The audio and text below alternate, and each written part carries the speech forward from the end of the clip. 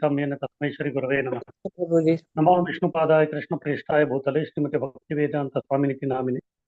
नमस्ते सरस्वती देवी गौरवाणी प्रचारिणे निर्विशेष शून्यवादी पाश्चात्य देशतारिणे।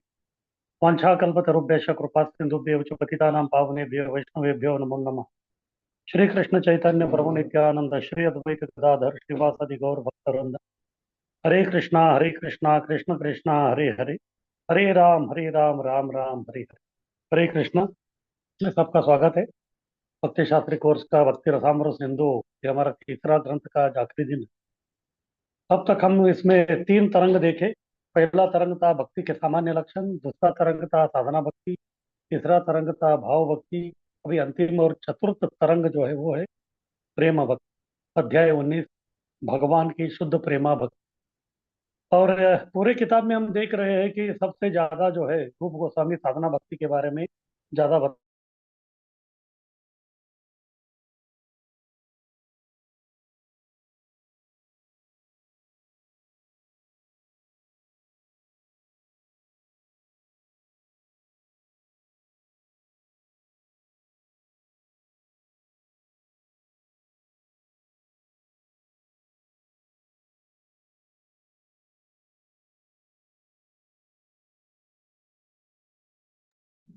प्रभु जी आवाज नहीं है।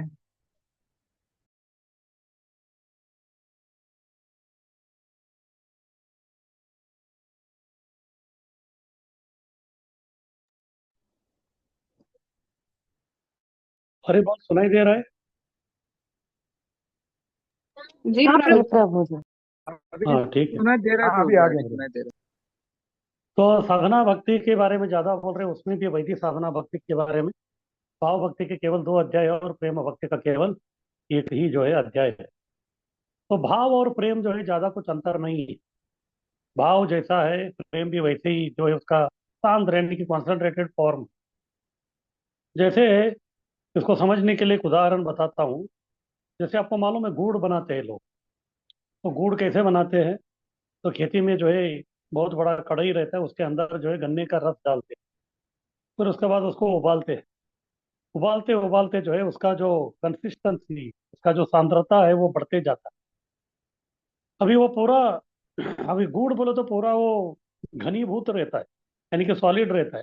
उसके पहले जो है ये थोड़ा बहुत ही कॉन्सेंट्रेटेड, उसको मराठी में काकवी बोलते हैं, या इस प्रकार से जो है बहुत ही सॉलिड होता होने से जस्ट पहले वो थोड़ा लिक्विड रहता है।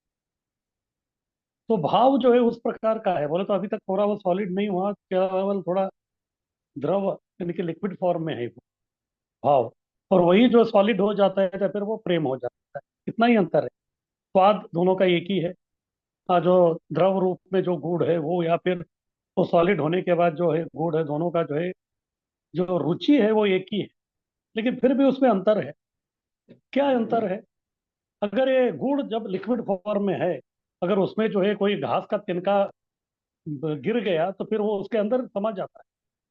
लेकिन जब एक बार वो घनीभूत हो गया, सॉलिड हो गया, तो फिर उसके ऊपर अगर घास का तिनका गिरता है तो अंदर नहीं जाता। वो दोनों सेपरेट रहते हैं। तो इसी प्रकार से भाव के स्तर तक भी जो है अगर कोई अनर्थ कुछ छूता है तो फिर वो अंदर प्रवेश करने का थोड़ा संभावनाएं रहती है। जैसे भरत महाराज का हुआ वो भाव के स्तर तक, लेकिन थोड़ा जो अनुकंपा जो था वो अनुकंपा की वजह से जो है वो गड़बड़ हो गया उनका। लेकिन प्रेम की अवस्था में ऐसा नहीं होता, क्योंकि पूरा सॉलिड घनीभूत हो गया, उसके अंदर जो है कोई कुछ प्रवेश कर ही नहीं सकता। इस प्रकार से भाव और प्रेम में यही अंतर है, ज्यादा कुछ नहीं। वही भाव का जब सांद्रता, इंटेंसिटी, डेंसिटी बढ़ता है तो फिर वो प्रेम हो जाता है। आगे कीजिए। ये है चौथा तरंग।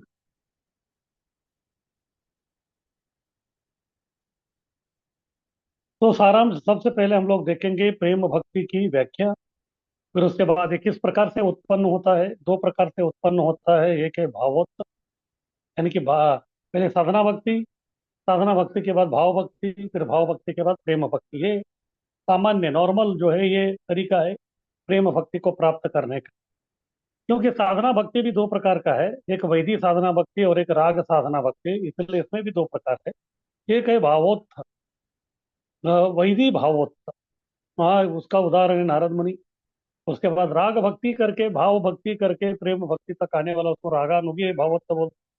उसका उदाहरण है चंद्रकांति। फिर उसके बाद दूसरा तरीका है हरे अति प्रसाद होता, यानी कि वो व्यक्ति कोई साधना किया ही नहीं, लेकिन भगवान की जो है अति कृपा उनके ऊपर हो गए, इसलिए वो प्रेमा भक्ति तक डायरेक्ट पहुंच गए।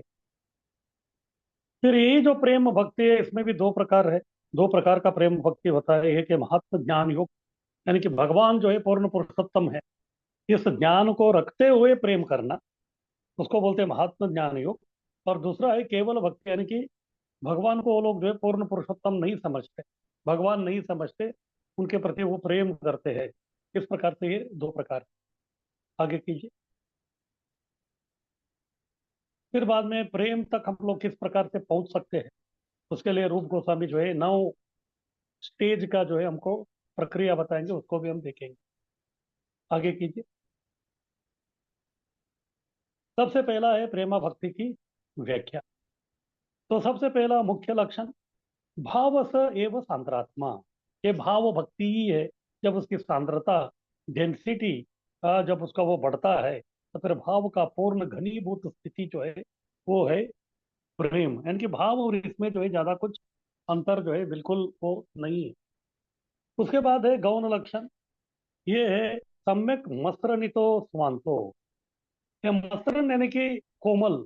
भाव भक्ति में भी ये शब्द आया था, मसरन यानी कि कोमल, तो हृदय को कोमल बनाता है, और इधर संपूर्ण सुकोमल हृदय बनाता है। प्रेम में जो है पूरा बहुत ही सुकोमल बनता है। फिर और एक लक्षण है ममत्व अतिशयांकित, यानी कि कृष्ण पर अतीव ममकार, यानी कि कृष्ण मेरे है। हाँ, इस प्रकार से जो है, अभी जब व्यक्ति बद्ध अवस्था में रहता तो तभी वो क्या सोचता है कि शरीर मेरा है। तो उसी प्रकार से जब वो प्रेम अवस्था में आता है तो फिर तभी कृष्ण मेरा है। ममत्व अतिशयांकित, यानी कि कृष्ण पर अति ममकार रहता है उसका। तो इस प्रकार से जो है ये प्रेम भक्ति के जो है अलग अलग जो लक्षण है उसके बारे में इधर बता रहे हैं। आगे कीजिए। तो ठीक है, इसको बाद में देखते हैं। तो यही जो व्याख्या है इसका प्रेम भक्ति का, उसके बारे में प्रभुपाद जी इधर बता रहे हैं। अध्याय 19, भगवान की शुद्ध प्रेमा भक्ति। जब किसी भक्त की प्रेम की आकांक्षा कृष्ण से किसी विशेष संबंध से युक्त होकर अति तीव्र हो जाती है, तो यह शुद्ध प्रेमा भक्ति कहलाती है। प्रारंभ में भक्त अपने गुरु के आदेशानुसार भक्ति के विधि विधानों में लगा रहता है, यानी कि वो वैदिक साधना भक्ति करता है। जब वह समस्त भौतिक कलमश से पूर्णतया शुद्ध हो जाता है, तो भक्ति के लिए अनुराग एवं रुचि विकसित होती है। यही अनुराग और रुचि कालांतर में दृढ़ होकर प्रेम बन जाते हैं। प्रेम शब्द वास्तव में भगवान के संबंध में ही प्रयुक्त किया जा सकता है। भौतिक जगत में प्रेम शब्द तनिक भी व्यवहार्य नहीं है। भौतिक जगत में प्रेम के नाम से जितना भी व्यापार चलता है, वह काम यानी कि विषय वासना के अतिरिक्त और कुछ नहीं होता। प्रेम तथा काम के बीच जमीन आसमान का अंतर होता है, वैसा ही जैसा सोने और लोहे में अंतर है। नारद पंचरात्र में स्पष्ट कहा गया है कि जब काम को परमेश्वर में पूर्णतया स्थानांतरित कर दिया जाता है और उनसे पूर्ण रूपेण आत्मीयता स्थापित कर ली जाती है, तो इसे भीष्म, प्रहलाद, उद्धव तथा नारद जैसे महापुरुष भगवान के प्रति शुद्ध प्रेम मानते हैं। भीष्म जैसे महापुरुषों ने बतलाया है कि भगवत प्रेम का अर्थ है किसी अन्य व्यक्ति के प्रति तथाकथित प्रेम का पूर्ण परित्याग। भीष्म के अनुसार प्रेम का अर्थ है किसी अन्य व्यक्ति के प्रति सारे आकर्षण, ममता को हटाकर किसी एक व्यक्ति पर अपने स्नेह को स्थापित कर देना। यह शुद्ध प्रेम दो अवस्थाओं के अंतर्गत भगवान में स्थानांतरित किया जा सकता है। एक तो भाव से, यानी कि भावोत्त, यानी कि साधना भक्ति, उससे भाव भक्ति, उसके बाद प्रेम भक्ति। और दूसरा भगवान की अहेतु की कृपा से, इसको बोलते हैं हरे अति प्रसादोत्त। तो इस प्रकार से जो है, थोड़ा स्लाइड पीछे जाइए।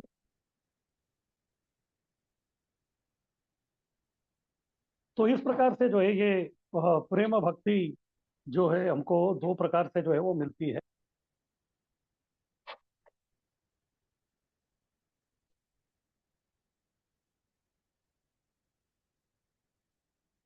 आगे कीजिए और ये नहीं, इसके पीछे वाला।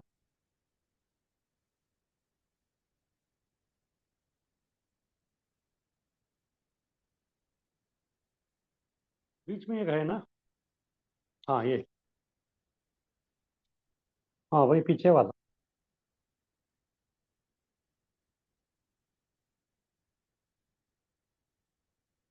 इसके पीछे वाला, इसके पीछे वाला। हम्म। तो अभी दो प्रकार से जो है ये प्रेम भक्ति जो है उत्पन्न होती है। एक है भावो, यानी कि साधना भक्ति, उसके बाद भाव भक्ति, फिर उसके बाद प्रेम भक्ति। इसमें भी दो है, क्योंकि दो प्रकार का साधना भक्ति है। पहला है वैदिक भावोत्तर, और इसका उदाहरण है नारद मुनि, उसके बारे में अभी प्रभुपाद जी इधर बता रहे थे। भाव यानी कि भावोत्तर, प्रामाणिक गुरु के निर्देशन में शास्त्रों में दिए गए भक्ति के विधि विधानों का पालन करके भगवान के भाव प्रेम को प्रबलता पूर्वक विकसित किया जा सकता है। श्रीमद् भागवत में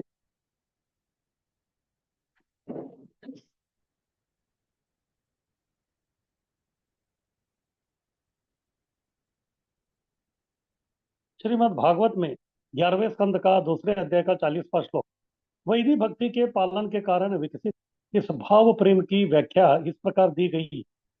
वैदिक भक्ति के पालन के समय भक्त में स्वाभाविक कृष्ण चेतना विकसित होती है। इस तरह हृदय के कोमल होने से वह उन्मत्त मनुष्य की तरह नाचने गाने लगता है। भगवान नाम कीर्तन करते हुए वह कभी चिल्लाता है, कभी बहके बहके बातें करता है, कभी गाता है, और कभी किसी बाहरी मनुष्य की परवाह न करते हुए पागल मनुष्य की तरह वो नाचता है। जैसे मैं बता रहा था कल भी, जो व्यक्ति जो है जब भाव और प्रेम की अवस्था में आता है तो फिर जो है वो एक प्रकार का पागलपन जो उसमें वो छा जाता है। क्योंकि पागल व्यक्ति को भी जो है इस भौतिक दुनिया से कोई लेना देना नहीं रहता, और जो प्रेमी भक्त है उसको भी इस भौतिक दुनिया से कोई लेना देना नहीं रहता। वो क्या कर रहा है अपने शरीर की अवस्था में, उसका जो है कोई भान नहीं रहता। तो इसी प्रकार का प्रसंग चैतन्य चरितामृत में भी उल्लेख है। ये है चैतन्य चरितामृत आदि लीला 7वां अध्याय का 78 श्लोक। तो उसमें जो है चैतन्य महाप्रभु अपने गुरु से कहते हैं, क्योंकि गुरु ने उनको बताया था कि आप जो है उसमें बुद्धि नहीं है आपके, आपको जो है केवल हरिनाम लेना है। तो तभी वो बोलते हैं हरिनाम लेने से उनको क्या हो रहा। धैर्य धारी ते तारी तैलान उन्मत, हासी कांदी नाची गाई ऐसे मनमत। तो चैतन्य महाप्रभु बोल रहे कि जब मैं हरे कृष्ण महामंत्र गाने लगता हूँ तो अपने आप जो है मैं अपने आप को भूल जाता हूँ, और इतना भूलता हूँ कि कभी कभी जो है मैं नाचने लगता हूँ, कभी हंसने लगता हूँ, कभी क्रंदन करने लगता हूँ। एक प्रकार से जो है मैं पागल व्यक्ति की तरह जो है बर्ताव कर रहा हूँ। तो ऐसा क्यों हो रहा है? तो तभी गुरु जो है उनको जवाब देते हैं, कृष्ण नाम महामंत्रेर यही तो स्वभाव, यही जपे तारे कृष्ण उपजाए भाव। वो बोल रहे कि कृष्ण नाम का महिमा ही ऐसा है। इस महामंत्र जो है जो भी वो गाएगा तो उसका ये स्वभाव ही ऐसा है। इस प्रकार जो है आपको जो है कृष्ण के प्रति वो पागल बनाना ही इसका स्वभाव है।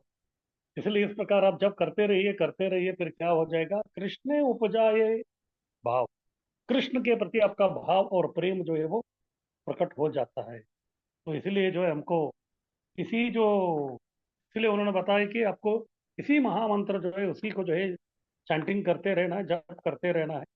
तो उसको करते करते जो है फिर व्यक्ति जो है वो भाव और प्रेम तक जो है पहुंच जाता है। तो विश्वनाथ चक्रवर्ती ठाकुर कहते हैं कि भक्त जो है कभी कथा सुनता है, हाँ तो कृष्ण के बारे में, जैसे कृष्ण का जो अलग अलग लीलाएं हैं, हाँ तो कृष्ण के बारे में वो सोचता है कि हाँ अभी कृष्ण जो है कुछ लीला कर रहे हैं, तो कुछ अनुकूल भाव का अगर लीला है तो फिर वो हंसने लगता है। लेकिन जैसे कृष्ण के प्रति कोई प्रतिकूल भाव का लीला आता है तो फिर वो रोने लगता है। हाँ एक क्षण वो हंस रहा था, एक क्षण वो रो रहा था, क्यों? क्योंकि कथा श्रवण में जो है वो व्यक्ति पूरा जो है भावोद्वेग पहुंच गया, भावोद्रिक्त हो गया।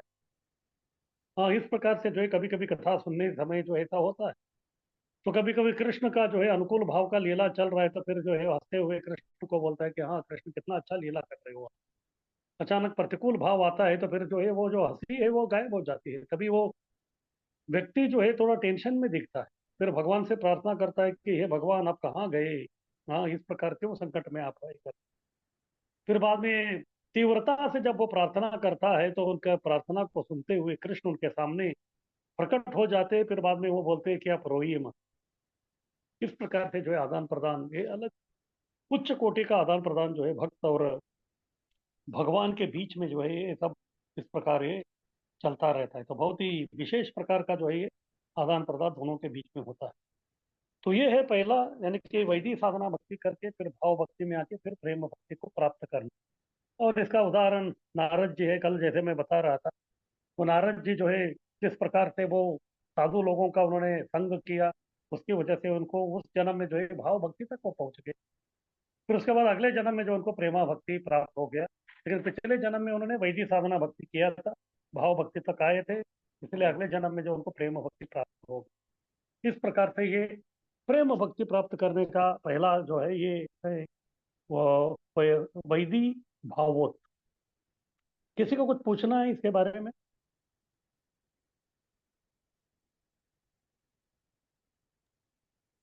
हरे कृष्ण प्रभु जी, दंडवत प्रणाम। हाँ, बोलिए। चैतन्य महाप्रभु भी इसी उदाहरण में आते हैं क्या? हाँ, क्योंकि आप वो है कृष्ण, लेकिन वो आए थे हम सबको सिखाने के लिए, हमको हम्म, क्या करना है, किस प्रकार से हमको प्रेमा भक्ति भाव भक्ति तक पहुंचाना है, ये सिखाने का ही उनका काम था। तो इसीलिए जो है इस प्रकार से उन्होंने जो है अलग अलग प्रकार की अपना क्रिया ये करके हमको उन्होंने सिखाया किस प्रकार से प्रेम भक्ति व्यक्ति प्राप्त कर सकता ठीक है प्रभु जी, धन्यवाद। है। अरे वाह।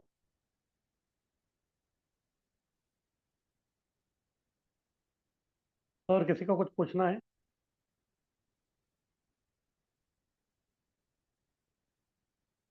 तो ठीक है, ये पहला हो गया साधना भक्ति, यानी कि वैदिक साधना भक्ति करके फिर भाव भक्ति करके फिर प्रेम भक्ति में आना।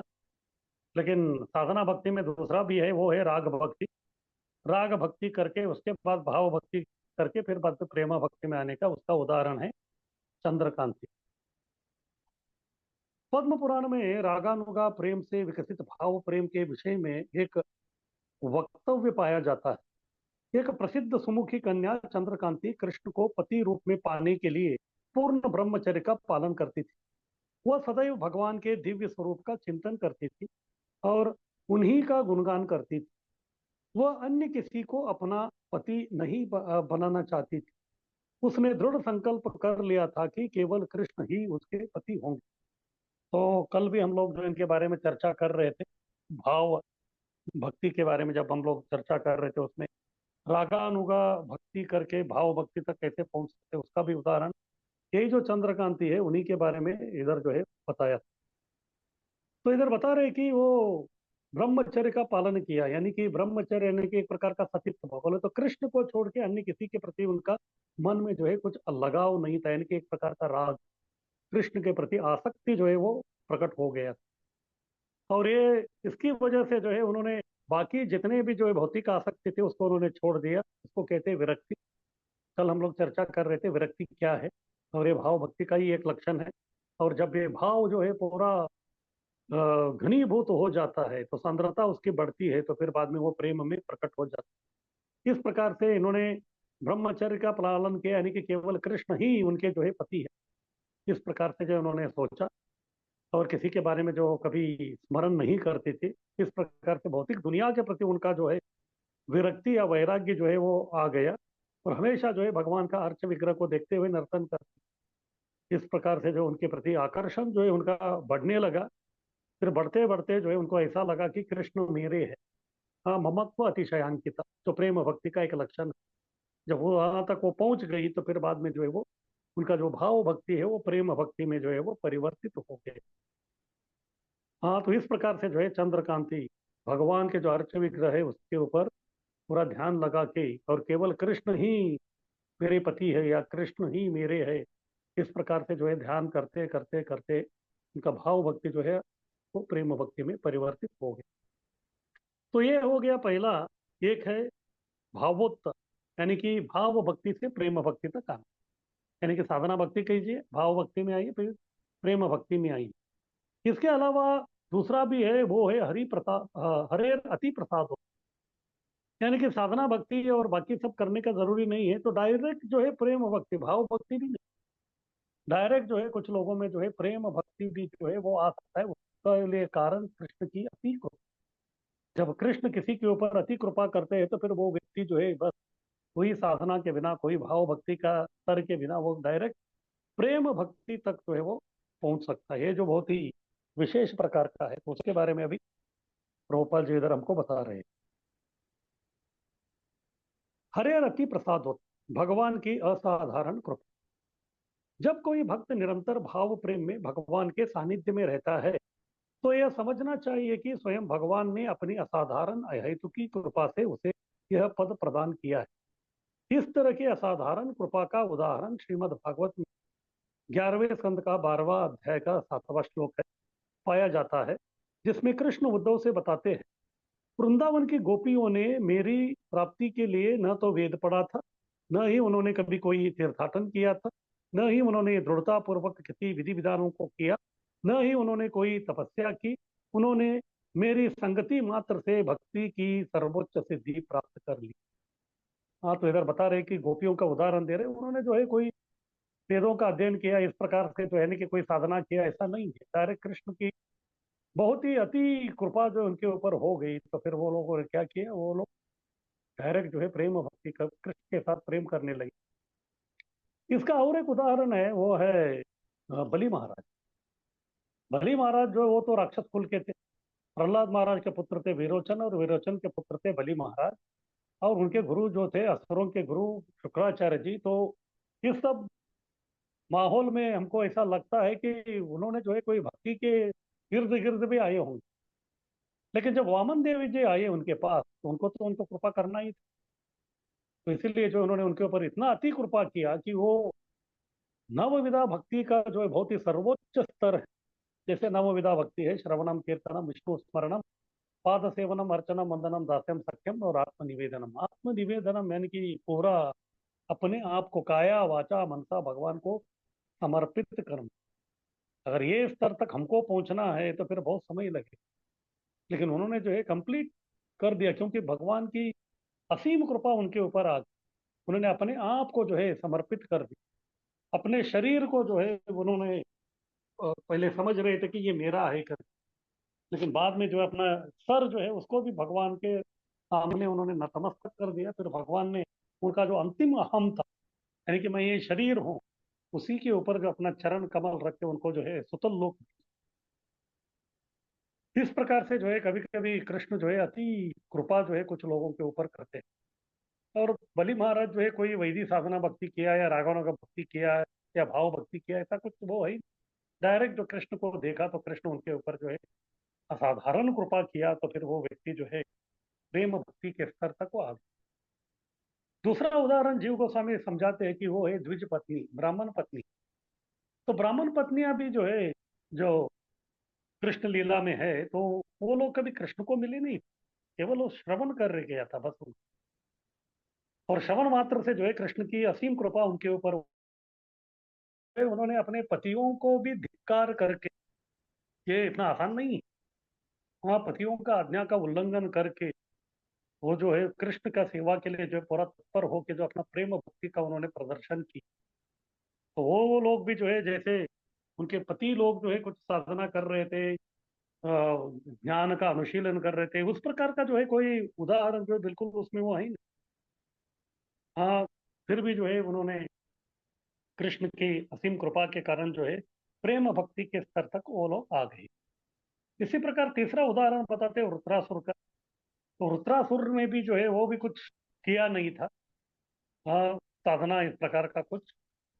लेकिन पूर्व जन्म में जो है वो चित्रकेतु महाराज थे, एक प्रकार का जो है स्तर तक वो पहुंचे थे। लेकिन अभी जो है भगवान की असीम कृपा उनके ऊपर हो गई। भगवान की असीम कृपा होने के कारण जो है वो जब इंद्र के साथ लड़ाई कर रहे थे, बीच में जो है इंद्र का वज्रायुध नीचे गिर जाता।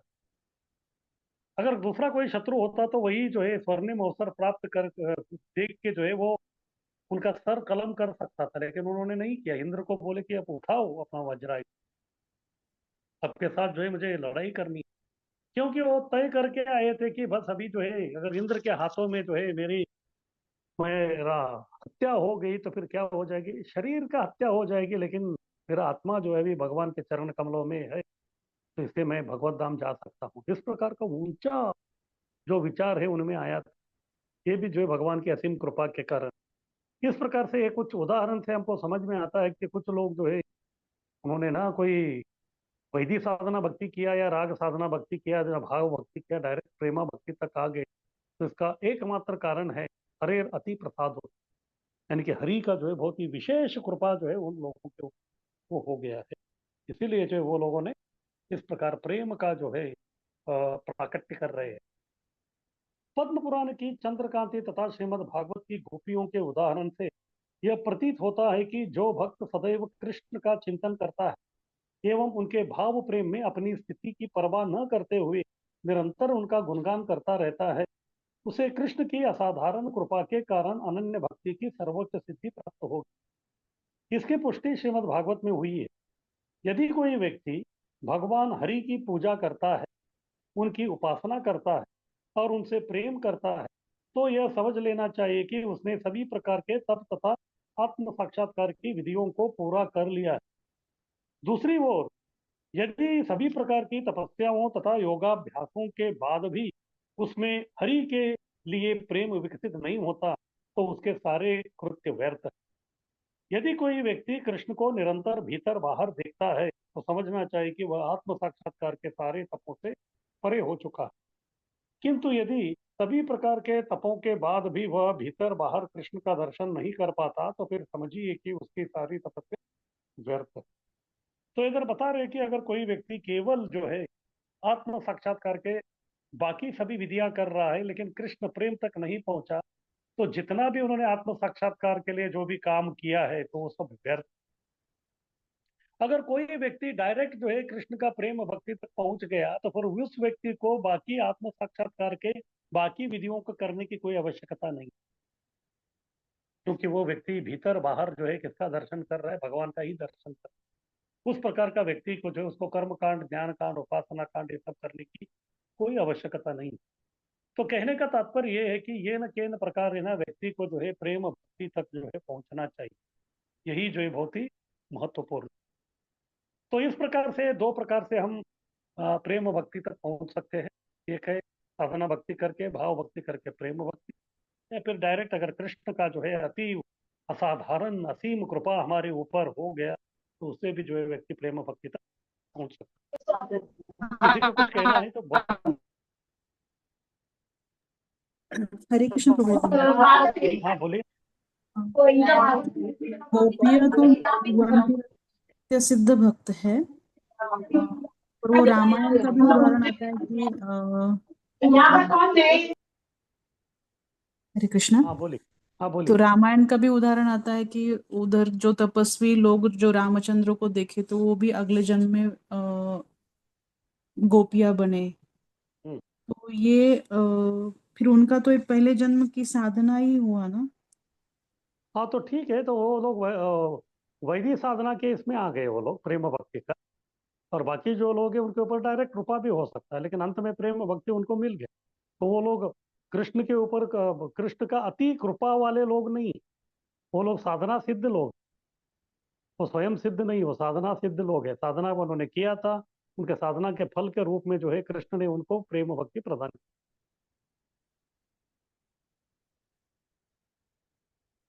तो वृत्रासुर का भी ये वैसे उदाहरण नहीं हो सकता क्या, क्योंकि चित्रकेतु महाराज ने भी तो साधना किया था ना प्रभु जी। हाँ तो साधना किया, लेकिन केवल आपको साधना करने से कृष्ण जो आपको प्रेम भक्ति देंगे उसका भी कुछ गारंटी नहीं। कृष्ण जो है प्रेम भक्ति अपने पास हमेशा रिजर्व करके रखते हैं। तो इसलिए वृत्रासुर का जो इसमें जो है, क्योंकि वो अभी असुर शरीर में था, असुर शरीर में रह के तो व्यक्ति जो है वो कोई साधना नहीं कर रहा था तभी उस जन्म में, तो फिर भी जो है भगवान ने उनको प्रेम भक्ति दे दिया। तो ये जो है बहुत ही एक असाधारण, ये बोलो तो एक साधारण नहीं लगता।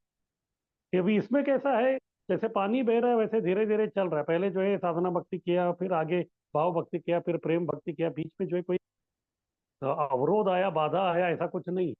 लेकिन इसमें जो है बाधा होने के बाद भी जो है कृष्ण उनके ऊपर कृपा करके उस शरीर में भी राक्षस शरीर में रहने वाला व्यक्ति को प्रेम भक्ति मिलना जो है ये बहुत ही असाधारण कृपा है। समझ में आ गया प्रभु जी, धन्यवाद। अरे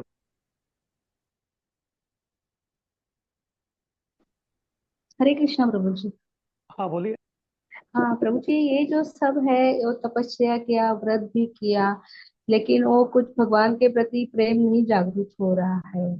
तो ऐसे में ये तो है इसमें, लेकिन हम जो रेगुलर सेवा मीन्स अपना चल रहा है ना हमारा तपस्या हम्म, वगैरह, लेकिन हम्म, उसमें अपने को क्या केयर करना चाहिए कि दूसरा का अपराध नहीं होए, और जैसे शिक्षाष्टक में है तृणादिपि सुनी चेन, और ऐसा मीन्स अपने को ऐसा बनना पड़ेगा तब, लेकिन कैसे होगा? ये भजन क्रिया और श्रवण ये करके ही हो जाएगा, तो हमको वही ट्राई करते रहना चाहिए, है ना? हाँ बस इसके और लिए कुछ नहीं। तो बराबर बता रहे हैं आप जो बोल रहे हैं उसी प्रकार से हमको करना है, और कोई शॉर्टकट नहीं है। हाँ वही, मीन्स अपराध भी नहीं कर सकते इसमें, हमका हाँ तो ज्यादा कोशिश करने की। अपराध करेंगे तो ब्रेक लगेगा ना। अगर आपको जो है जल्दी हाँ, पहुंचना है तो स्पीड से जाना पड़ेगा। अगर बीच बीच में जो है आप ब्रेक लगाते रहेंगे तो फिर अधिक समय लगेगा। लेकिन प्रभु जी ये समस्या है, हम अभी भक्ति करते रहते हैं, हाँ, तो कभी कभी ऐसा मोड आता है, अरे क्या भगवान कुछ भी समझ में नहीं, ऐसा हम पीछे भी नहीं जा सकते और आगे भी नहीं जा सकते, ऐसा होता है, ये तक हो जाता है। तो उसमें से मैंने तो सुना है और मैंने पढ़ा है, उसमें रघुनाथ गोस्वामी थे, रघुनाथ भट्ट गोस्वामी, जैसे वो वृंदावन, वैसे मैं बोल नहीं रही, लेकिन उनके मन में भी आता था कि मैं सुसाइड कर दूं। वो उनका कैसा भाव था ना वैसे?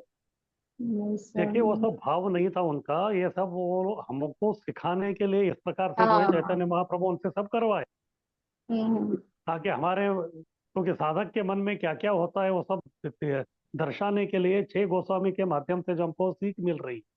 हाँ हमको सही कोई है। प्रॉब्लम नहीं थे, वो तो नित्य सिद्ध थे, वो तो मंजरी थे। वो हाँ इधर जो है केवल वो बस ड्रामा करने के लिए आए हैं। क्या ड्रामा कर रहे हैं? हमारे जीवन में क्या क्या बाधा आते हैं उसको दर्शाने के लिए ड्रामा कर रहे हैं, और वो हम्म। उनके माध्यम से जो है चैतन्य महाप्रभु हमको सिखा रहे हैं। हाँ, वो सिचुएशन से लेके हमको क्या करना है, ऐसे ऐसे ही जाना है अपन को, ऐसे बस सिखा रहे वही। हैं। हाँ हाँ, तो वही सिखा रहे हैं, उसी को हमको पालन करना है, कि कितने भी अवरोध आए बाधा आए हमको जो है अपना लक्ष्य को छोड़ना नहीं। यस प्रभु, थैंक यू, हरे कृष्ण। हरि हरि।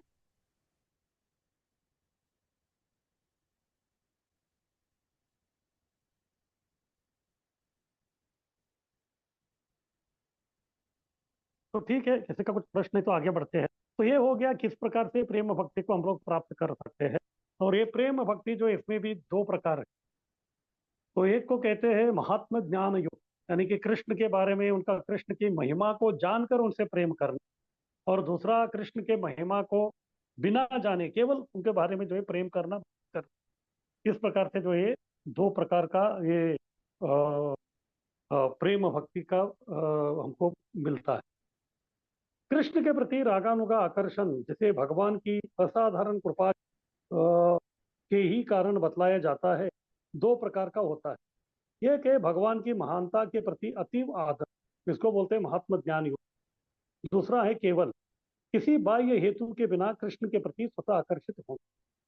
तो सबसे पहले महात्मा ज्ञान योग, यानी कि कृष्ण की महिमा जानकर प्रेम करना, उसके बारे में बता रहे नारद पंचरात्र का। नारद पंचरात्र में कहा गया है कि भगवान की महानता के प्रति अतीव आदर होने से मनुष्य को भगवान के प्रति महान स्नेह एवं स्थिर प्रेम प्राप्त होता है। उसे निश्चय ही चार प्रकार की वैष्णव मुक्तियां प्राप्त होती है। ये है सारूप्य, साष्टी, सायुज्य और साम्य। वैष्णव मुक्ति मायावादी मुक्ति से सर्वथा भिन्न है, जिसमें जीव भगवान के तेज में मात्र तल्लीन हो जाता है।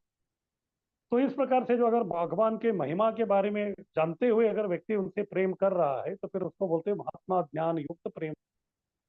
और तब जो है व्यक्ति को ये चार प्रकार के जो वैष्णव मुक्ति है वो प्राप्त होके वो उसको प्राप्त करके वो भगवान का जो है सेवा जो है अच्छी तरह से कर सकता है। एक है सारूप्य, यानी कि भगवान जैसा उनको रूप मिलेगा, यानी कि चतुर्भुज बनेगा।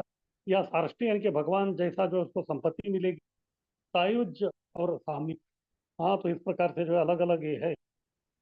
लेकिन जब तक सेवा का अवसर प्राप्त नहीं होता तब तक जो है भगवान भक्त जो है ये सब जो है मुक्ति को भी वो लेने की इच्छा नहीं रखते।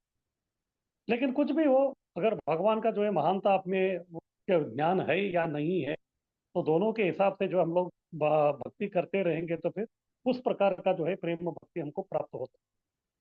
साधारणतः ऐसा कहते हैं कि जैसे इधर बताया गया है कि दो तरीके से हम भगवान के भाव भक्ति को प्राप्त करते हैं।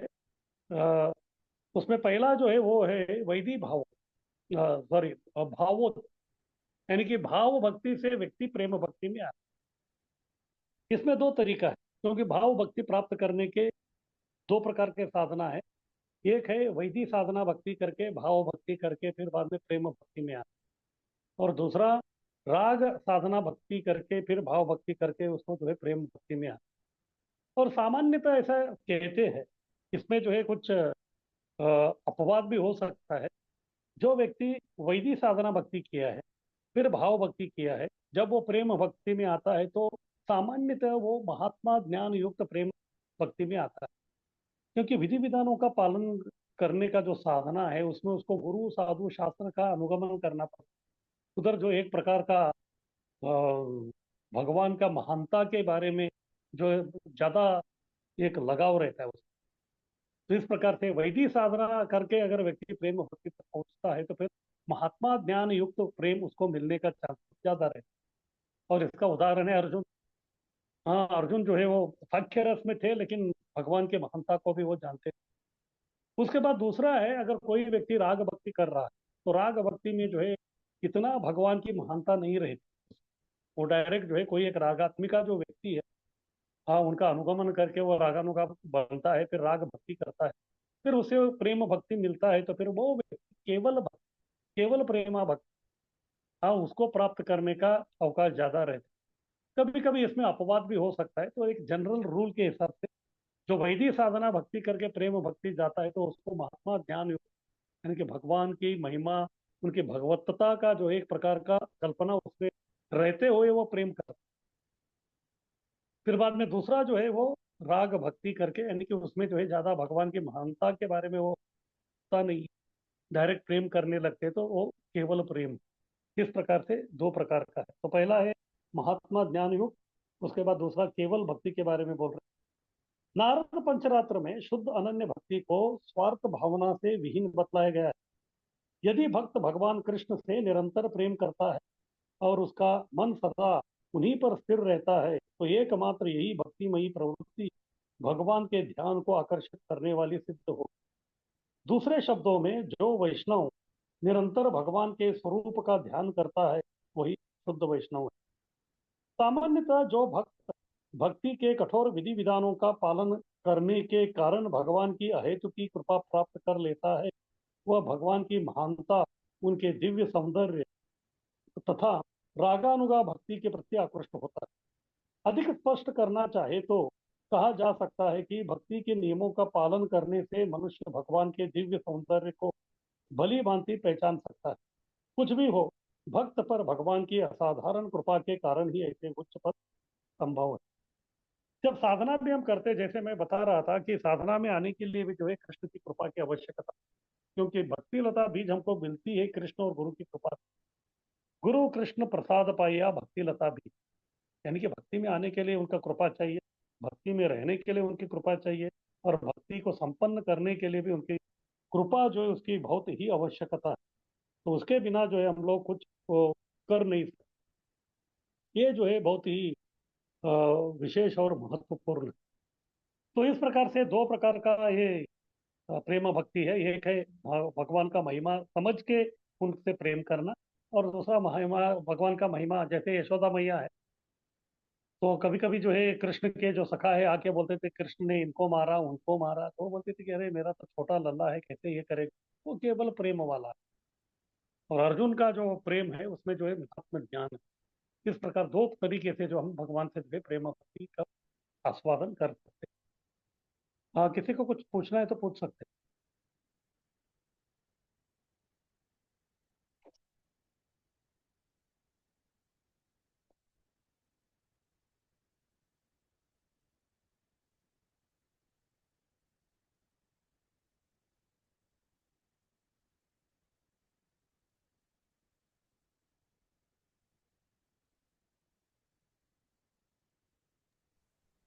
हरे तो कृष्ण ठीक प्रभु है, जी। किसी का कुछ हाँ धन्यवाद बोलिए। प्रभु जी। हाँ बोलिए। प्रभु जी, इसमें अर्जुन का भाव पहले जो सखा भाव था, साख्य भाव, तो हम्म उसमें वो दास्य भाव में आया, तो उसका क्या हुआ मतलब? देखिए, जब दास के भाव आता है, दास का मतलब ये है कि वो मेरा बॉस है, यानी कि वो महान है, वो महिमा का ज्ञान आता है, तभी वो दास से भाव आता है। हाँ, तो इसीलिए जो उसमें जो है थोड़ा महात्मा ज्ञान युक्त वो था, जैसे यशोदा मैया जैसा नहीं था वो। तो उनका डिमोशन हुआ कि क्या हुआ, वो समझा नहीं। डिवोशन नहीं, और रस का जो है अलग अलग प्रकार का आस्वादन रहता है, आदान प्रदान, और उसका जो है स्तर अलग अलग रहता है। उनको उस भाव में, उस स्तर से जो है भगवान से प्रेम का, जैसे हनुमान जी है, हनुमान जी को आप बोलेंगे कि आप भगवान राम जी का जो है महानता छोड़ के उनसे प्रेम कीजिए, तो वो नहीं हो सकता। वो हमेशा जो है अपने को दास भाव में ही वो ये करेंगे। लेकिन अगर दूसरे गोपियों को उनको बोलेंगे, यशोदा मैया को बोलेंगे, तो वो बोलेंगे कि नहीं। हाँ, इस प्रकार से जो है उसमें वो वैरायटी है, उसमें जो है विविधता है। तो किस प्रकार का आपको चाहिए, तो उसके हिसाब से जो है आपको उस प्रकार का प्रेम भक्ति प्राप्त कर सकते ठीक है प्रभु जी। हैं। अरे हरे कृष्णा प्रभु जी। हाँ बोलिए। प्रभु जी, हम मतलब ऐसे सिचुएशन के हिसाब से ऐसे भगवान के साथ संबंध चेंज कर सकते हैं, या मतलब ऐसे एक ही रखना चाहिए, ऐसा दोस्त बना सकते हैं, या ऐसे मतलब गुरु, या सिचुएशन के हिसाब से ऐसे करेंगे तो चलेगा मतलब? देखिए, ये सब जो है हमारा जो चॉइस है वो अभी नहीं रहे।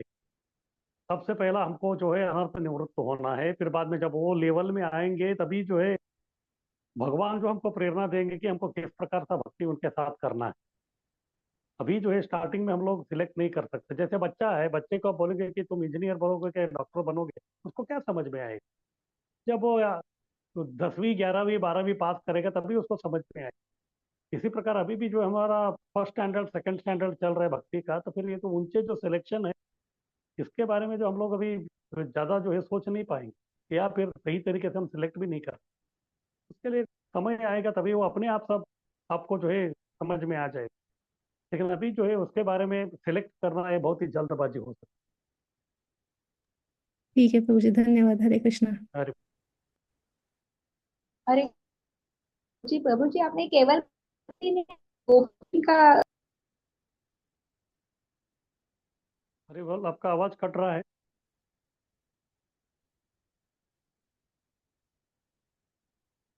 हरी बोल। हेलो प्रभु जी, हरि बोल। हाँ बोलिए। हरि बोल।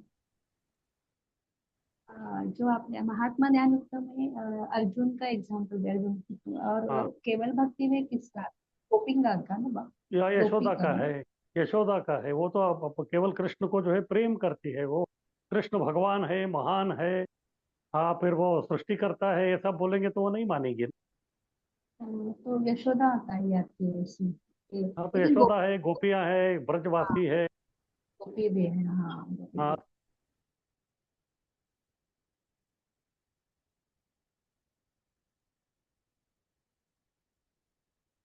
तो ठीक है, अभी हम लोग आगे बढ़ते हैं।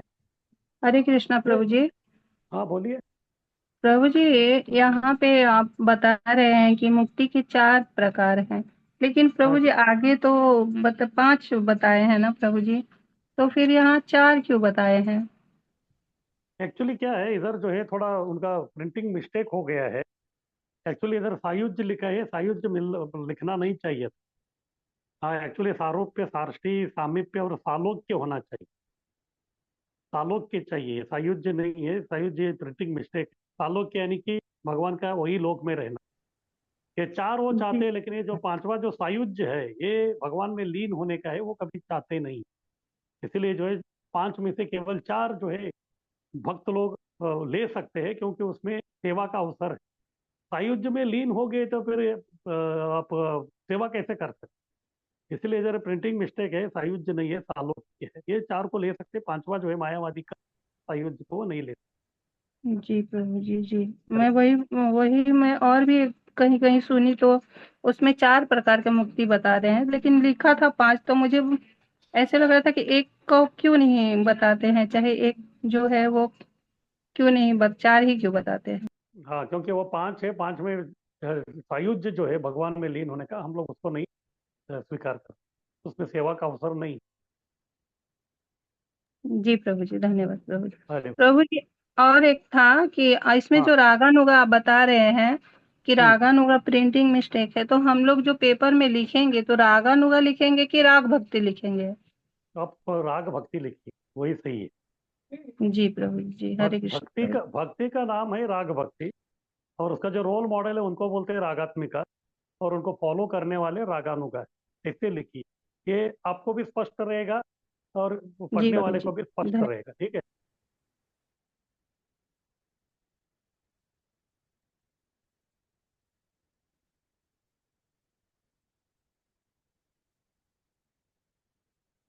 तो ये हो गया प्रेम भक्ति की व्याख्या। यानी कि प्रेम भक्ति में ज्यादा कुछ नहीं, वही भाव जो है जब घनीभूत होता है तो प्रेम बन जाता है। फिर इसके प्राप्त करने का दो है, भाव भक्ति से प्रेम भक्ति तक आना, या फिर डायरेक्ट कृष्ण की कृपा उनको मिले। और इसमें भी दो विविधता है, एक महात्मा ज्ञान योग और दूसरा केवल। तो अभी प्रश्न उठता है कि इसको हम लोग कैसे प्राप्त करें। क्या कोई प्रक्रिया है या प्रोसीजर है जिससे जो हम लोग इसको प्राप्त कर सकते हैं क्या? क्योंकि जब चैतन्य महाप्रभु नहीं आए थे, तभी ये प्रेम भक्ति के बारे में, कृष्ण प्रेम के बारे में जिसको पता था वो बहुत ही कम लोग, बहुत सारे लोगों को मालूम ही नहीं था। कुछ गिने चुने थे, जैसे जयदेव गोस्वामी थे, वो भी जो है प्रेम भक्ति के बारे में जानते थे, इसलिए उन्होंने गीत गोविंद ग्रंथ जो है उन्होंने लिखा। इसी प्रकार से बंगाल के और कुछ वैष्णव कवि थे, जैसे विद्यापति और चंडीदास। ये लोग जो है थोड़ा राधा कृष्ण प्रेम के बारे में वो बताते थे, लेकिन सबको जो है समझ में नहीं आता था, क्योंकि वो इतना ऊंचा स्तर है, तो फिर कैसे मालूम पड़ेगा? अगर ठीक है कृष्ण प्रेम जो है इतना ऊंचा है, तो फिर इसको कैसे प्राप्त करने का किसी को कुछ समझ में भी नहीं आता, तो करना क्या? फिर उसके बाद जब चैतन्य महाप्रभु आए, तो फिर उन्होंने जो है हरिनाम के माध्यम से कृष्ण प्रेम प्राप्त करने का प्रक्रिया का उन्होंने शुभारंभ किया। और इस कृष्ण प्रेम का प्रचार प्रसार करने के लिए उन्होंने 6 गोस्वामियों को नियुक्त किया, और उसमें प्रमुख थे रूप गोस्वामी। तो उन्होंने वो प्रेम भक्ति किस प्रकार प्राप्त करना है उसके लिए कई ग्रंथ लिखे, उसमें भक्ति रसामृत सिंधु भी है। तो इसमें वो समझाते हैं हमको कि किस प्रकार से हम प्रेम भक्ति तक उठ सकते हैं। तो इसलिए प्रेम भक्ति तक ऊपर उठने के लिए उन्होंने, अब ये चौथा है प्रेम की क्रमशः विधि। तो 9 स्टेप्स का, 9 स्तरों का जो है उन्होंने प्रक्रिया हमको वो बताया है। तो ये जो 9 स्टेप है, इसमें है अधो श्रद्धा तथा साधु संग, भजन क्रिया, अनर्थ निवृत्ति, निष्ठा, रुचि, आसक्ति, भाव और प्रेम। तो ये 9 स्तर का जो है प्रक्रिया है। इसको करते करते करते व्यक्ति जो है अंत में प्रेम भक्ति तक पहुंच सकता है। स्लाइड आगे कीजिए।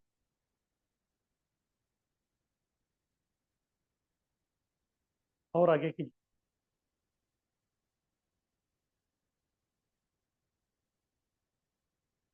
तो प्रेम भक्ति के 9 स्तर है, उसमें पहले जो 4 है, अधो श्रद्धा तथा साधु संग, भजन क्रिया और अनर्थ निवृत्ति, ये जो है आत्मा को केवल माया से मुक्त करने की विधि। इसमें जो है ऊंचे स्तर बिल्कुल है ही नहीं। हाँ, सबसे पहले जो हमको, जो भी अनर्थों से हम लोग घिरे हुए हैं उससे बाहर निकलने के लिए जो हम लोग इस प्रकार से जो है प्रयत्न कर रहे हैं केवल, तो ये जो है केवल हमको जो है इस बद्ध अवस्था है, इससे जो है बाहर निकलने के लिए हमको जो है मदद करता रहता है। इससे 4, उसके बाद असली जो रस है वो आरंभ होता है 5वां स्तर के बाद, 5 से 9, निष्ठा से प्रेम। निष्ठा, रुचि, आसक्ति, भाव और प्रेम केवल सिद्धावस्था से पाए जाने वाले मुख्य स्तर। इसलिए भक्ति का असली रस जो है, जब तक अनर्थ निवृत्ति नहीं होता तब तक जो है हमको समझ में नहीं। अगर मान लीजिए आपको जो है कोई खाने के लिए जो है रसगुल्ला दिया है, अगर उसमें जो कुछ मिट्टी आ गया तो फिर खाने में मजा नहीं आए। लेकिन जब आप उस मिट्टी को जो है उसमें अलग कर देंगे तो फिर तभी चखेंगे, तो फिर आपको असली स्वाद मिलेगा। इसी प्रकार से जब तक ये अनर्थ नाम का जो है मिट्टी उसमें लगा हुआ है, तो तब तक जो है आपको असली स्वाद नहीं आएगा। असली स्वाद तभी आएगा जब उसको हम लोग साफ कर देंगे निष्ठा से, प्रेम। इस प्रकार से प्रेम प्राप्ति के जो है कुल जो है 9 स्तर है। तो ये 9 स्तर के बारे में जो अभी हम लोग चर्चा करेंगे। आगे की।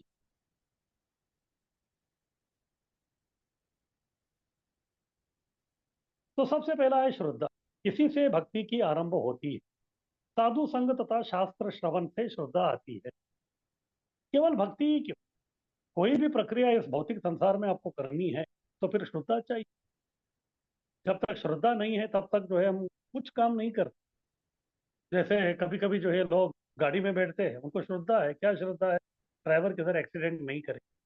हर टाइम हम जाके जो उसको चेक नहीं करते, तुम्हारा ड्राइविंग लाइसेंस दिखा, नहीं। और कभी कभी जो है पुरुष लोग जाते हैं हजाम के दुकान में दाढ़ी बनवाने के लिए, और दाढ़ी बनवाने के लिए जो उसके हाथ में उस्तरा रहता है, और उस्तरा कहाँ रखा है, गले पे। वो गला नहीं काटेगा, उसका क्या गारंटी है, लेकिन फिर भी श्रद्धा है। तो इसी प्रकार से जो है भक्ति में भी हमको श्रद्धा रखनी है, और श्रद्धा निर्माण होती है साधु संग से या फिर शास्त्र श्रवण से। ये दो काम करने से जो है हमको श्रद्धा उसमें आ जाती है। फिर एक बार श्रद्धा आ गई तो फिर बाद में हमको अच्छा लगने लगता है। क्यों श्रद्धा आ रही है? क्योंकि हम लोग साधु संग कर रहे हैं, और अच्छा लग रहा है तो फिर हम क्या करेंगे, अधिक साधु संग करेंगे, ज्यादा से ज्यादा तो मंदिर में आएंगे, या फिर ज्यादा से ज्यादा शास्त्र का श्रवण करेंगे। तो उसका जो क्वांटिटी है उसको हम बढ़ाएंगे, तब जाके व्यक्ति श्रद्धा के स्तर से अगला स्तर में आता है, वो है साधु संग। तो अभी प्रश्न उठता है कि साधु कौन है? तो इसलिए उद्धव गीता में कृष्ण समझाते हैं कि साधु के लक्षण क्या है। साधु व्यक्ति के 28 गुणों के बारे में वो बताते हैं। ये है श्रीमद् भागवत के 11वें स्कंद के 11वें अध्याय का 29, 30 और 31 श्लोक। और ये जो 28 गुण है उसमें 17वां जो गुण है, मत शरणम, यानी कि साधु वो है वो कृष्ण को शरण में गया है। ये बहुत ही महत्वपूर्ण है। तो कुल जो ये 28 गुण क्या है, तो इसके बारे में अभी हम लोग देखते हैं आगे की।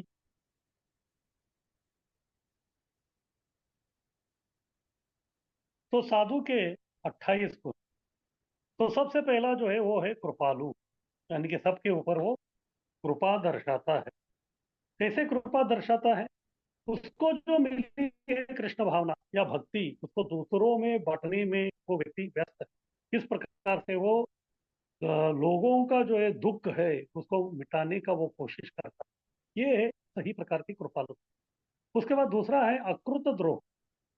अकृत द्रोह यानी कि वो कोई व्यक्ति अगर उसके प्रति अपराध करता भी है, उसके प्रति विद्रोह करता भी है, फिर भी वो उस व्यक्ति के प्रति वो कभी द्रोह नहीं करता, उसका भी भला ही चाहता है, यानी कि पर दुख का दुख।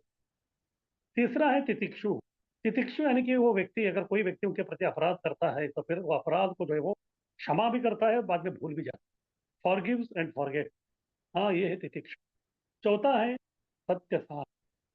सत्यसार क्यों है? क्योंकि एक असली सत्य, जो स्वयं सत्य या नित्य सत्य, वो उसको मालूम है। क्या? कृष्ण भगवान है और मैं उनका नित्य सेवक हूँ। ये सही प्रकार का सत्य है। यह सभी सत्यों का सार को वो व्यक्ति समझ लिया है, तो इसलिए वो सत्य सार है। पांचवा है अनवध्यात्म। अनवध्यात्म यानी कि वो व्यक्ति किसी से द्वेष नहीं करता, बिल्कुल। क्योंकि उनको मालूम है ये जो द्वेष है ये भौतिक स्तर का है, और ये जो पूरा भौतिक जगत जो है ये शाश्वत नहीं है, अशाश्वत। भौतिक जगत ही अशाश्वत होने के कारण इधर रहने वाले जो लोग हैं उनके साथ का जो संबंध है वो भी नश्वर है। तो इसीलिए जो वो व्यक्ति किसी से जो है द्वेष नहीं करता। छठा है सम, यानी कि इक्वल। ये भौतिक जग जो है द्वंद्व से भरा हुआ है। कभी उष्णता है तो कभी शीतलता है, कभी दिन है तो रात है। इस प्रकार का द्वंद्व को भी वो व्यक्ति स्थिरता से देखता है, तो इसलिए वो सम। सातवां है सर्वोपारक। सर्वोपारक यानी कि सर्वोपकारक, यानी कि वो व्यक्ति जो है स्वार्थी नहीं, अपने बारे में नहीं सोचता, दूसरों को हमेशा जो है उपकार करने के लिए, हाँ, दूसरों की भलाई के लिए, उनके संतुष्टि के लिए बारे में सोचता है, इसलिए सर्व उपकारक। आठवां है कामैर हत धी। धी यानी कि बुद्धि। और उसकी बुद्धि जो है कभी भी जो भौतिक जो आसक्ति है, आकांक्षाएं हैं, उससे जो है वो विभ्रांत नहीं होता, इसलिए कामैर हत धी। हत यानी कि खत्म होना, धी यानी कि बुद्धि। उसकी बुद्धि जो है काम वासना के प्रति या कामों के प्रति या इच्छाओं से जो है वो कभी हत नहीं होता, यानी कि उसकी हत्या नहीं होती, यानी कि बुद्धि हमेशा जो है तीव्र रहती। नौवां है दांत। दांत का मतलब है हमेशा जो है वो व्यक्ति नियंत्रित रहता है, काया वाचा मनसा, और इंद्रियों को निग्रह करके इंद्रियों के स्वामी जो ऋषिकेश है उनके सेवा में। 10वां है मृदु। मृदु यानी कि वो व्यक्ति जो है सौम्य है अपने सभी व्यवहारों में। और दूसरा, अन्यों का जो दुख है उससे जो है उसको उससे वो आनंदित नहीं होता। हाँ, जो व्यक्ति दूसरों के संकटों से आनंदित नहीं होता वो सुकोमल व्यक्ति। इस प्रकार से भक्त या साधु जो है वो मृदु है। आगे की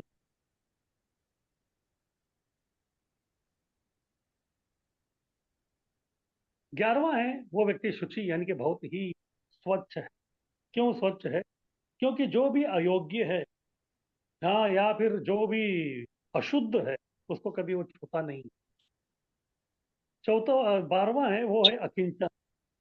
अकिंचन, किंचन यानी कि कुछ संपत्ति या कुछ जो है हमारे पास रखना। लेकिन अकिंचन का मतलब वो जो है सभी प्रकार के जो उपाधि है या फिर जो भी संपत्ति है उससे जो है वो व्यक्ति मुक्त। 13वां है अनीह। अनीह का मतलब है वो अपने लिए कभी कुछ काम नहीं करता। सब कुछ जो भी करता है वो कृष्ण के संतुष्टि के लिए करता है, इसलिए उसको बोलते हैं अनीह। 14वां है मित भुक। भुक का मतलब है खाना। मित भुक यानी कि बहुत कम खाना, लेकिन इधर इसका अर्थ है जो भी उसके जीवन के लिए बहुत ही कम आवश्यक जो है उतना ही वो लेता, ज्यादा जो है वो लेता नहीं है, यानी कि अपने इसमें वो रखता नहीं है, लेकिन भगवान के लिए जो है सब कुछ करने के लिए तैयार है। 15वां है शांत है वो भी, क्योंकि भगवान का जो सृष्टि है, हाँ, उसके ऊपर जो है वो कुछ आ, आ, आ, उसके ऊपर जो है कुछ अत्याचार या अनाचार नहीं करता। भगवान का सृष्टि को जो है वो बरकरार रखता है, तो इसलिए जो है व्यक्ति शांत है। और जब भगवान के प्रकृति को भी जो है हम लोग उनके साथ खिलवाड़ नहीं करते तो फिर वो भी शांत रहते। अन्यथा जो है उधर नैसर्गिक प्रकोप जो है वो आते रहते। जब नैसर्गिक प्रकोप आते हैं तो फिर व्यक्ति जो है शांत नहीं रहता, क्योंकि वह भगवान के सृष्टि से कुछ खिलवाड़ नहीं करता, इसलिए जो है वो शांत। 16वां है स्थिर। ये व्यक्ति जो है बहुत ही स्थिर है, कभी भी अपने भक्ति मार्ग में जो है अस्थिर नहीं होता, क्योंकि भगवान में उसका पूर्ण विश्वास।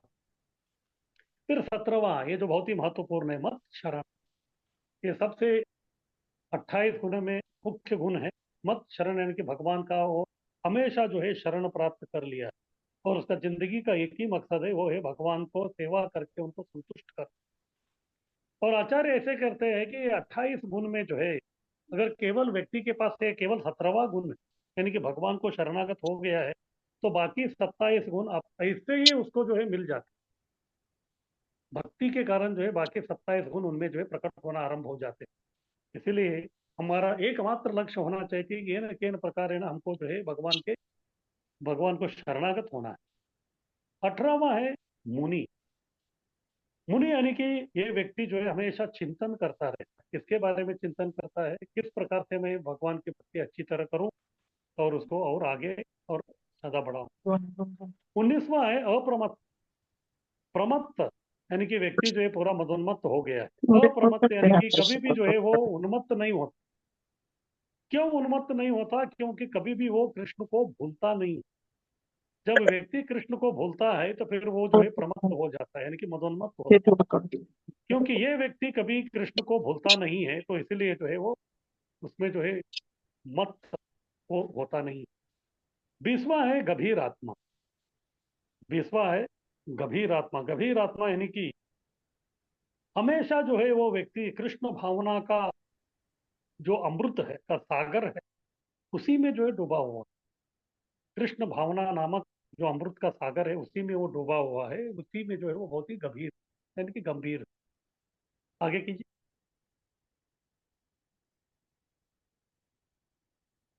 उसके बाद 21वां है धृतिमान।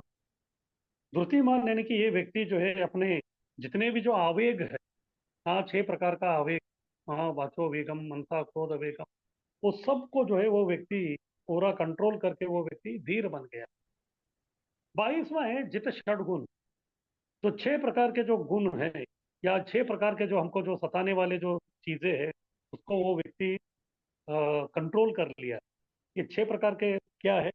एक है भूख, दूसरा है प्यास, तीसरा है शोक, उसके बाद है मोह, उसके बाद वृद्धाप्य, और लास्ट वाला है भौतिक आसक्ति। ये 6 प्रकार के जो अवगुण है, इसको ये व्यक्ति पूरी तरह जीत लिया। उसके बाद 23वां है अमानी। अमानी यानी कि वो व्यक्ति जो है, अगर कोई भी उसको मान देता है, सम्मान देता है, तो उसको गंभीरता से नहीं लेता, क्योंकि ये केवल भौतिक स्तर का सम्मान, और भक्ति में जो है भौतिक स्तर का सम्मान का कोई लेना देना नहीं है। उसके बाद है मानदा। मानदा यानी कि सबको जो है वो गौरव कर देता है, सबका सम्मान करता है, क्योंकि वो जानता है कि सब लोग कृष्ण के ही अंश है। उसके बाद 25वां है कल्य। कल्य यानी कि ये व्यक्ति जो है दूसरे लोगों को कृष्ण भावना भावित बनाने में बहुत ही निपुण, यानी कि प्रचार करके लोगों को जो है कृष्ण भक्त बनाने में ये व्यक्ति निपुण। उसके बाद 26वां है मैत्र। मैत्र यानी कि ये व्यक्ति किसी को धोखा नहीं देता, यानी कि अपनी जो मित्रता है उसको जो है बरकरार रखता है। अब ये करना उसके है, बाद अब 27वां है वो है कारुणिक। लगाना, चंद्र लगाना, कारुणिक का भगत, मतलब पर दुख का दुखी, ये सब दूसरों पूजा के है। ऊपर जो है हमेशा। पूजा से नहीं, सेवा से नहीं। सेवा में अगर एक क्षण भी दिया जाए तो 4 घंटे पर भारी पड़ेगा।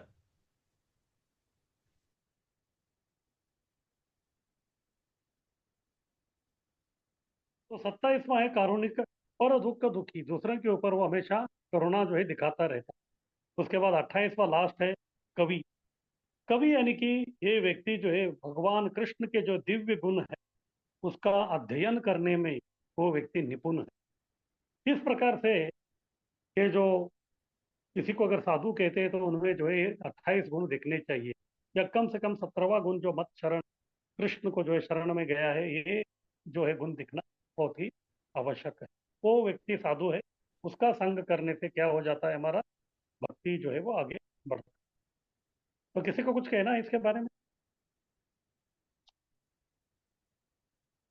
तो बोलेंगे उस समय तड़प। हरे कृष्ण। आप बोलिए।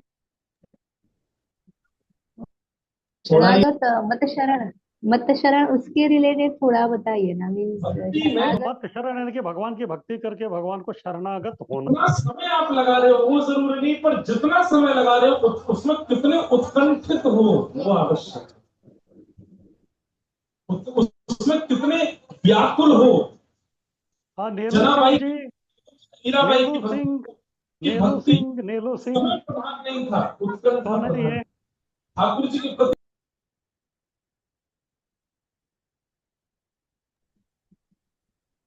हरे कृष्ण। आप बोलिए। हाँ, वो शरणागत होना है भगवान को ना, मतलब शरण उसके रिलेटेड और थोड़ा बोलिए ना।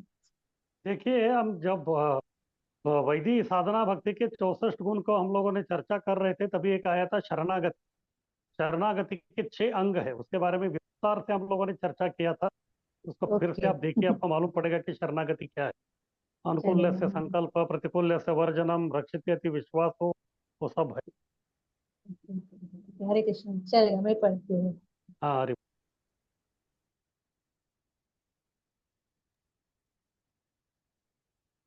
हरे कृष्ण प्रभु जी, दंडवत प्रणाम। हाँ बोलिए। जित षड गुण में जो आपने 6 गुण बताए वो फिर से एक बार रिपीट कीजिए। हाँ, तो पहला है भूख, बाद में दूसरा है प्यास, तीसरा है शोक, चौथा है मोह, उसके बाद है वृद्धावस्था, और लास्ट है भौतिक आकांक्षा। 5वां क्या है प्रभु जी? वृद्धावस्था। वृद्धावस्था, बुढ़ापा, ओल्ड अच्छा, एज। ओके। और 6वां? हाँ, तो जो छठा है भौतिक आकांक्षा। अच्छा, ठीक, थैंक यू प्रभु जी। अरे, तो ये कौन है? आर्यन रेडमी, हाथ ऊपर किया है, बताइए।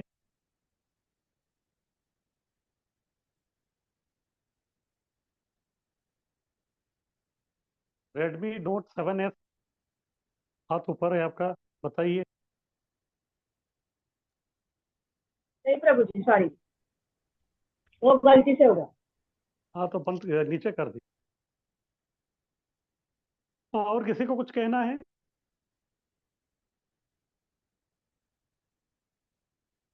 तो ठीक है, अभी हम लोग आगे बढ़ते हैं। ये हो गया दूसरा, साधु संघ।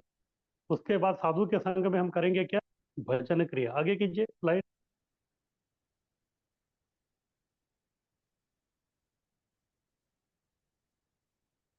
तो भजन क्रिया भी जो है दो प्रकार की होती है। एक है निष्ठिता, यानी कि पूरा निष्ठा के साथ करना।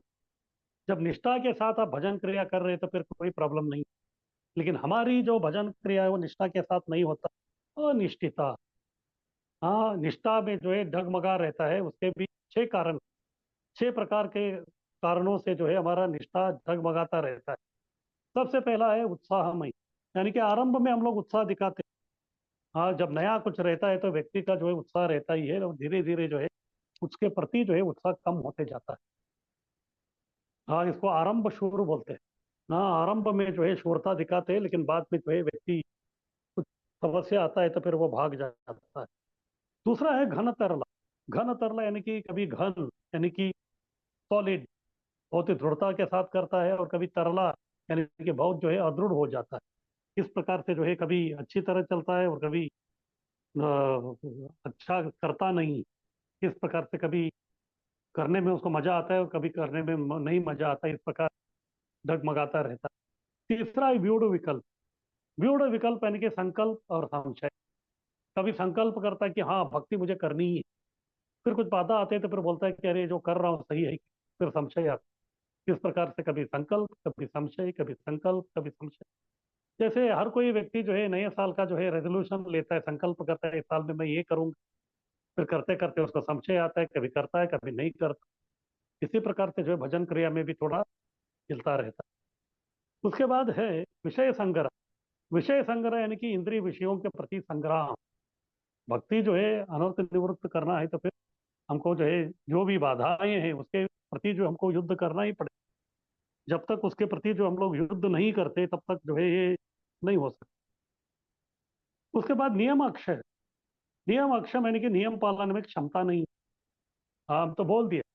कभी कभी कुछ लोग बोलते हैं हाँ भाई 16 क्या 25 माला करोगे। अरे आपका वो कैपेसिटी नहीं है तो फिर आप उस प्रकार बोलिए, कम से कम 16 तो कीजिए। फिर धीरे धीरे जब रुचि बढ़ेगा तभी आप उसको कर सकते। और जो भी नियम पालन के लिए आपने लोगों ने वचन दिया है तो कभी उसका क्षमता नहीं रहता है तो फिर तकलीफ होता है। उसके बाद तरंग रंगिनी। तरंग रंगिनी यानी कि विषय तरंगों में भाग बह जाना। हाँ, नाना प्रकार के जो है भक्ति करने से पहले उसके जो विषय वस्तु उसको जो खींच लेते थे, तो भक्ति करते करते जो है उसी जो विषय तरंग है उसमें जो है व्यक्ति बह जाता है तो फिर वो पूरा निष्ठा पूर्वक जो है भजन क्रिया नहीं करता। तो इस प्रकार से जो है दो प्रकार के भजन क्रिया है। एक तो निष्ठा से करना, निष्ठिता, या दूसरा अनिष्ठिता यानी कि डगमगाता रहता है। फिर डगमगाने के लिए जो है अलग अलग छह प्रकार के कारण बताए हैं। इसमें से कोई एक कारण की वजह से जो हमारा भजन क्रिया पूरा निष्ठावान नहीं होता। तो किसी को कुछ कहना है इसके बारे में?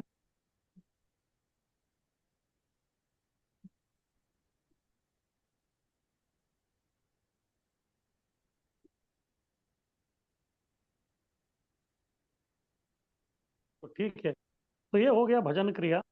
तो भजन क्रिया जैसे जैसे हम करते करेंगे, ये अनिश्चितता वाला जैसे निश्चितता होते जाएगा तो तभी क्या हो जाएगा, अनर्थ निवृत्ति हो। अनर्थ निवृत्ति बहुत लंबा चौड़ा एक प्रोसेस है। इसमें कई अलग अलग प्रकार के अनर्थ होते हैं। तो किन किन प्रकार के अनर्थ है उसके बारे में भी देखते हैं, आगे की।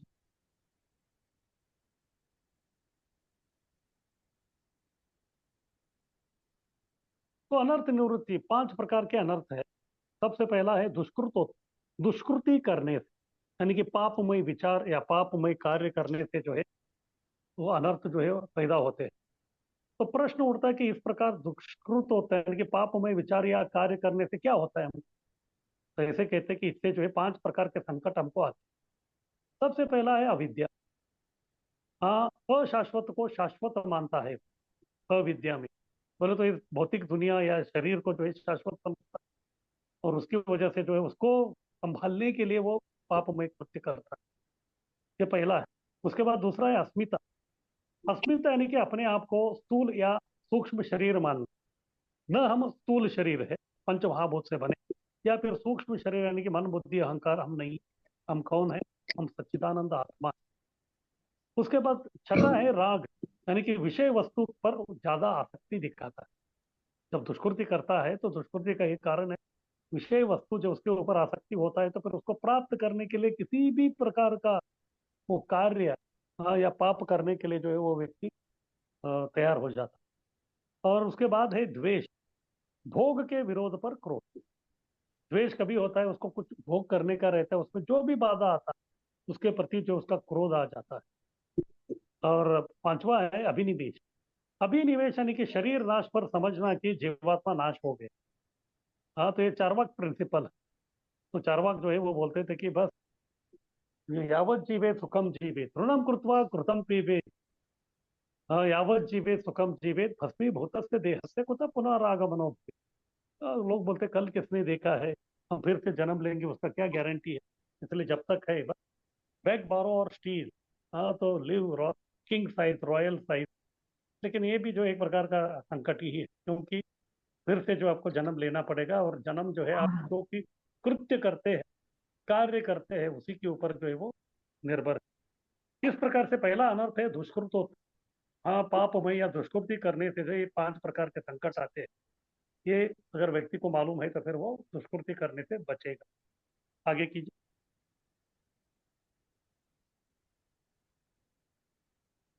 दूसरा है सुकृतो, यानी कि कुछ जो अच्छे कर्म कर रहा है या भक्ति भी कर रहा है लेकिन इच्छा है स्वर्ग सुख का, यानी कि स्वर्ग में जाना, तो ये भी जो है भक्ति में बाधा की। ये भी एक प्रकार का अनर्थ है, क्योंकि भक्ति का मुख्य उद्देश्य स्वर्ग में नहीं रहे, स्वर्ग से परे आध्यात्मिक जगत में जाना। ये भौतिक जगत कैसा है, एक हॉस्पिटल के जैसा है। अगर आपको जो है कोई रोग हो गया, आप हॉस्पिटल में एडमिट हो गए। अभी हॉस्पिटल में जो अगर एडमिट भी करना है तो उधर भी अलग अलग वार्ड है, जनरल वार्ड है, फिर बाद में एक जो है साधारण रूम है, फिर उसके बाद जो है कि एसी रूम है, उसके बाद एक एसी डिलक्स रूम है, एक प्रीमियम रूम है, एक आईसीयू है। लेकिन साधारण वो डॉर्मिटरी हो या फिर वो आईसीयू हो, कुछ भी हो, लेकिन रोग तो रोग वही है। तो इसी प्रकार से जो है ये अलग अलग प्रकार के जो लोग है, ब्रह्म लोक स्वर्ग लोक, ये सब जो है ये अलग अलग वार्ड की तरह है। हमारा उद्देश्य क्या है, रोगी का उद्देश्य है हॉस्पिटल से बाहर निकल। इसी प्रकार से हमारा उद्देश्य होना चाहिए भौतिक संसार से परे जाना, आध्यात्मिक जगत। लेकिन भक्ति या कुछ करके फिर स्वर्ग सुख को चाहना जो है ये सही तरीका नहीं है। फिर उसके बाद तीसरा है 10 नामापराध और सेवापराध। इसके बारे में भी हम लोगों ने चर्चा किया है, वो भी अनर्थ है। उसके बाद भक्तियों, भक्तियों यानी कि भक्ति करते करते जो है भक्ति मुक्ति जो है, हाँ, उसको उसकी इच्छा करना। भुक्ति यानी कि भौतिक सुख, और मुक्ति यानी कि ब्रह्म में लीन होना। तो ये भी जो है ये सब भक्ति में जो है बाधा डालने वाले ये सब कार्य। आगे की।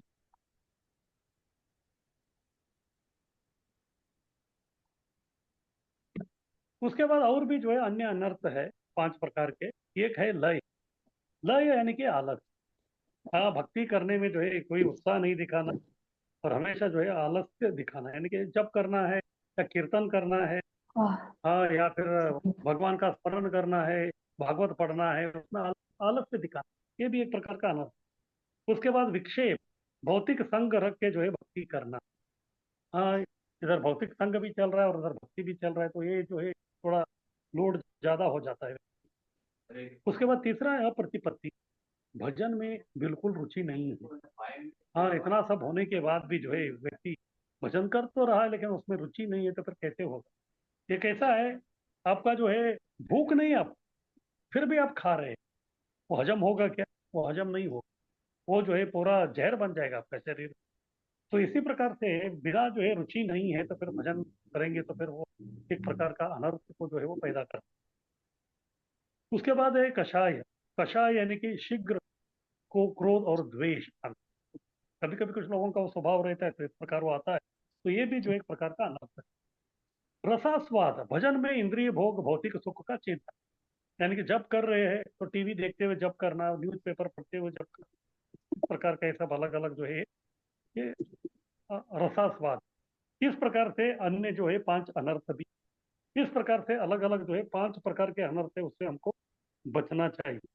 जब ये स्टेज से हम लोग निकलेंगे तभी जो है थोड़ा रस जो है, भक्ति का असली रस जो है हमको चखने को मिलता है। आगे की।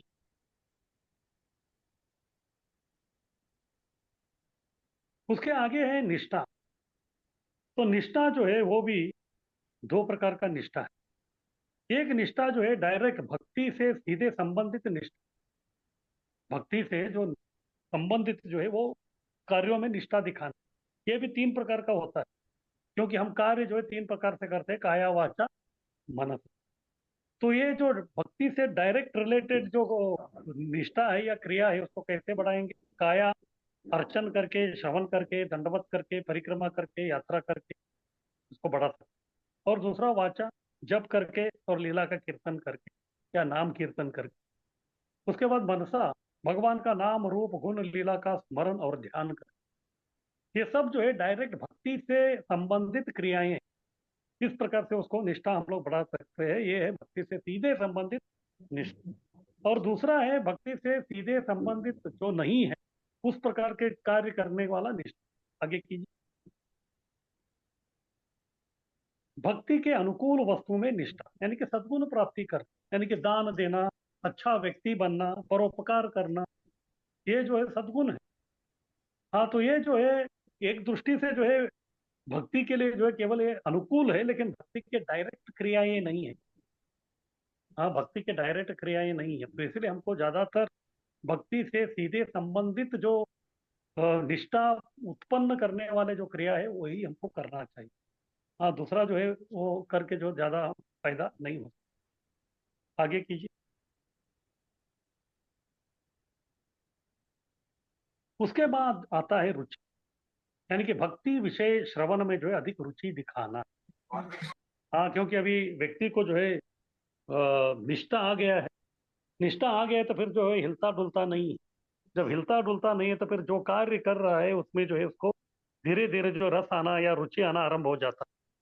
तो इस प्रकार के भक्ति के विषय में जो है श्रवण में अधिक रुचि दिखाता है। तो अभी 16 माला कर रहे हैं तो फिर 16 ही क्यों, और ज्यादा मुझे करना है, क्योंकि रुचि आ रहा है। जैसे अगर किसी को जो है गुलाब जामुन खाने में रुचि आता है तो फिर वो क्या करता है, और एक मिलेगा, और एक मिलेगा क्या। तो इसी प्रकार से जब इसको भक्ति के कार्यों में जब रुचि मिलता है तो फिर उसको अधिक करने की वो संकल्प या इच्छा प्रकट करता है। फिर उसके बाद जो है आसक्ति। आसक्ति यानी कि गोंद की तरह भक्ति में लग जाता है, यानी कि फेविकॉल का जोड़ हो जाता है, वो कभी टूटेगा नहीं। इतना आसक्त होता है, इतना। जैसे अभी हम लोग जो है अपने जो भौतिक जो इच्छाएं हैं उसके प्रति जिस प्रकार से हम लोग आसक्त है, तो ये व्यक्ति भक्ति के प्रति इतना आसक्त हो जाता है कि भक्ति के बिना जो है वो रह नहीं सकता। हाँ, तो वो स्टेज तक जो है व्यक्ति को जो है वो पहुंचना है। ये आसक्त, जब व्यक्ति आसक्ति भक्ति के प्रति होता है तो उसका जो है हृदय बहुत सारा चीजों से जो है पूरा, ऑलमोस्ट पूरा जो है शुद्ध हो जाता है। वो इतना शुद्ध हो जाता है कि अभी जस्ट अगला कदम में जो उसका भाव भक्ति प्रकट हो जाता है। फिर भाव भक्ति जब पूरा सांद्र यानी कि डेंस हो जाता है तो फिर लास्ट में प्रेम जो है वो मिलता है। तो इस प्रकार से रूप गोस्वामी ने जो है हमको ये 9 क्रमिक स्तर जो है भक्ति तक पहुंचने का, प्रेम भक्ति तक पहुंचने का, उसके बारे में बताया। सबसे पहला तो श्रद्धा तथा साधु संग, भजन क्रिया, अनर्थ निवृत्ति, निष्ठा, रुचि, आसक्ति, भाव और प्रेम। इस प्रकार से धीरे धीरे धीरे चलते हुए हम लोग प्रेम भक्ति तक किस प्रकार पहुंच सकते हैं उसका जो है रूप गोस्वामी ने जो एक रूपरेखा हमको दिया है। और ये आरंभ होता है श्रद्धा से, और श्रद्धा आरंभ होती है साधु से। किसी का कुछ प्रश्न है इसके ऊपर?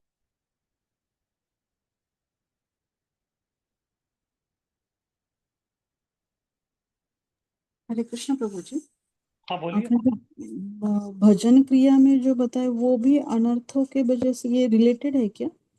हाँ, क्योंकि जितना भजन करेंगे उतना अनर्थ निकलता रहे। हालांकि इसको सेपरेट बताया है, दोनों साथ में ही चलता है। जैसे अगर मैं झाड़ू मार रहा हूँ, इसका मतलब वो जितना झाड़ू मार रहा हूँ उतना वो साफ हो रहा है। हाँ, तो साफ भी हो रहा है और झाड़ू भी मार रहे हैं, तो दोनों साथ साथ में चलते हैं। जितना आप जो है भजन क्रिया करते रहेंगे उतना जो है वो अनर्थ निवृत्ति होता है। दोनों एक्चुअली सेपरेट नहीं है, लेकिन बताने के लिए इस प्रकार से बताया गया है। अच्छा, मतलब वो जो भजन क्रिया के जो बताया अनिष्टता, उत्साह हाँ, में हाँ, भिन्नता, वो हाँ, भी अनर्थ ही है क्या? वो पूछ हाँ, वो रही थी। सब अनर्थ ही है। अनर्थ के कारण ही जो है वो सब प्रॉब्लम हो रहा अगर निष्ठा वाला भजन क्रिया कर रहे हैं तो फिर कोई प्रॉब्लम नहीं। तो अनिष्टता क्यों हो रहा है? क्योंकि अनर्थ है। अनर्थ के कारण वो अनिष्टता भजन क्रिया हो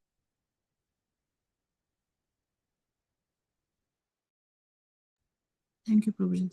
रही है। हरे कृष्णा प्रभू और जी. हाँ बोलिए। माझा माझा एक प्रश्न होता.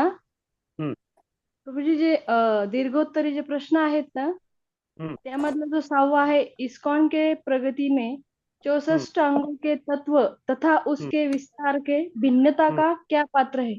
तो थोड़ा हम्म। 2 मिनट उसके ऊपर बताएंगे कुछ? हाँ, 2 मिनट नहीं, मैं इसको 5 बार आपको बता चुका हूँ इसके बारे में। तो इसके लिए आपको जो है, जब वो छठा अध्याय का जो है स्टार्टिंग वाला मेरा जो लेक्चर है उसको सुनना पड़ेगा। ये 5 बार आप लोगों ने पूछा है अभी तक, और उसका मैंने आपको उत्तर दिया है। अभी बार बार मैं इसके बारे में नहीं बता सकता। वो छठे अध्याय का स्टार्टिंग में मैंने जो भी बताया है वो रिकॉर्डिंग सुनी है, आपको मालूम पड़ेगा।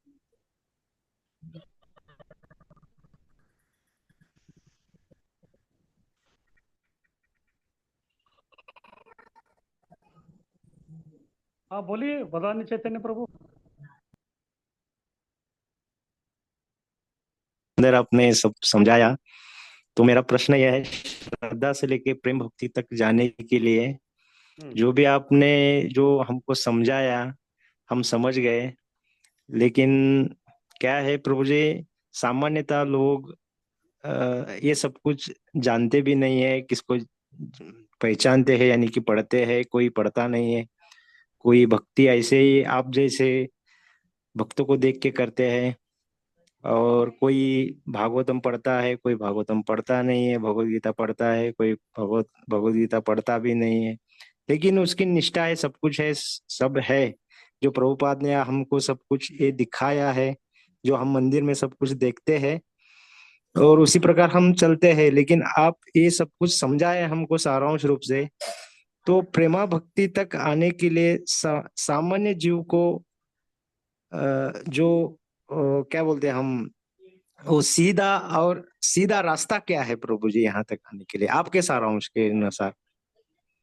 तो सीधा यही है, जो भी गुरु हमको जो मार्ग बताया है, जो सेवा दिया है, उसी को करते रहना है। ज्यादा कुछ नहीं। प्रभुपाद जी ने एक ही वाक्य हमको कहा है, आप हमेशा इस्कॉन से जुड़े रहिए। इस्कॉन से जुड़े रहिए क्या मतलब है हाँ कि इस्कॉन हाँ में जो भी काम करना है वो करते रहिए, इस्कॉन को छोड़ के मत जाइए।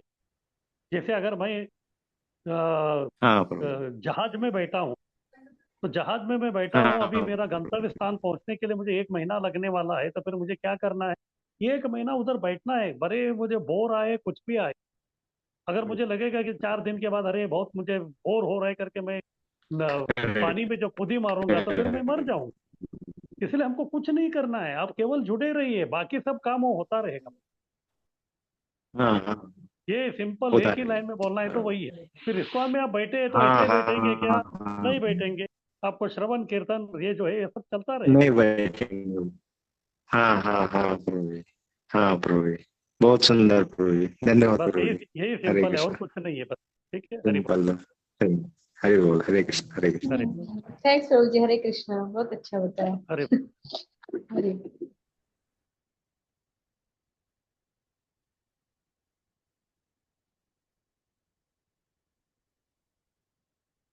तो ठीक हरे है, कृष्णा, मैं इसी धन्यवाद को। प्रणाम।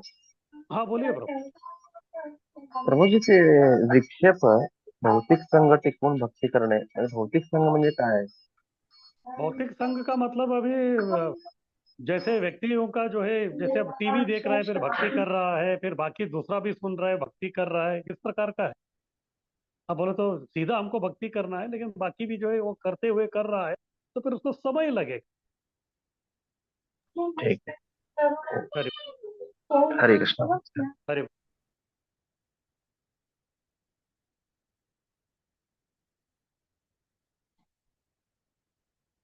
तो ठीक है, इसी को अभी प्रभुपाद जी हमको समझा रहे हैं, इसको मैं अभी पढ़ता हूँ। शुद्ध भक्तों की संगत। यद्यपि भगवत प्रेम विकसित करने की अनेक विधियों की व्याख्या की जा चुकी है, किंतु अब श्रील रूप गोस्वामी सामान्य रूप से वर्णन करते हुए हमें यह बतलाते हैं कि ऐसा उच्च पद कैसे प्राप्त किया जा सकता है। ईश्वर के लिए भाव प्रेम की शुरुआत मूलतः श्रद्धा है। शुद्ध भक्तों की अनेक समितियां तथा संगठन है, और यदि कोई थोड़ी सी भी श्रद्धा के साथ इन समितियों से अपना संबंध जोड़ता है तो शुद्ध भक्ति तक उसकी प्रगति तेज हो जाती है। शुद्ध भक्त का प्रभाव ऐसा होता है कि यदि कोई थोड़ी सी भी श्रद्धा से उनकी संगति करता है तो उसे भगवत गीता तथा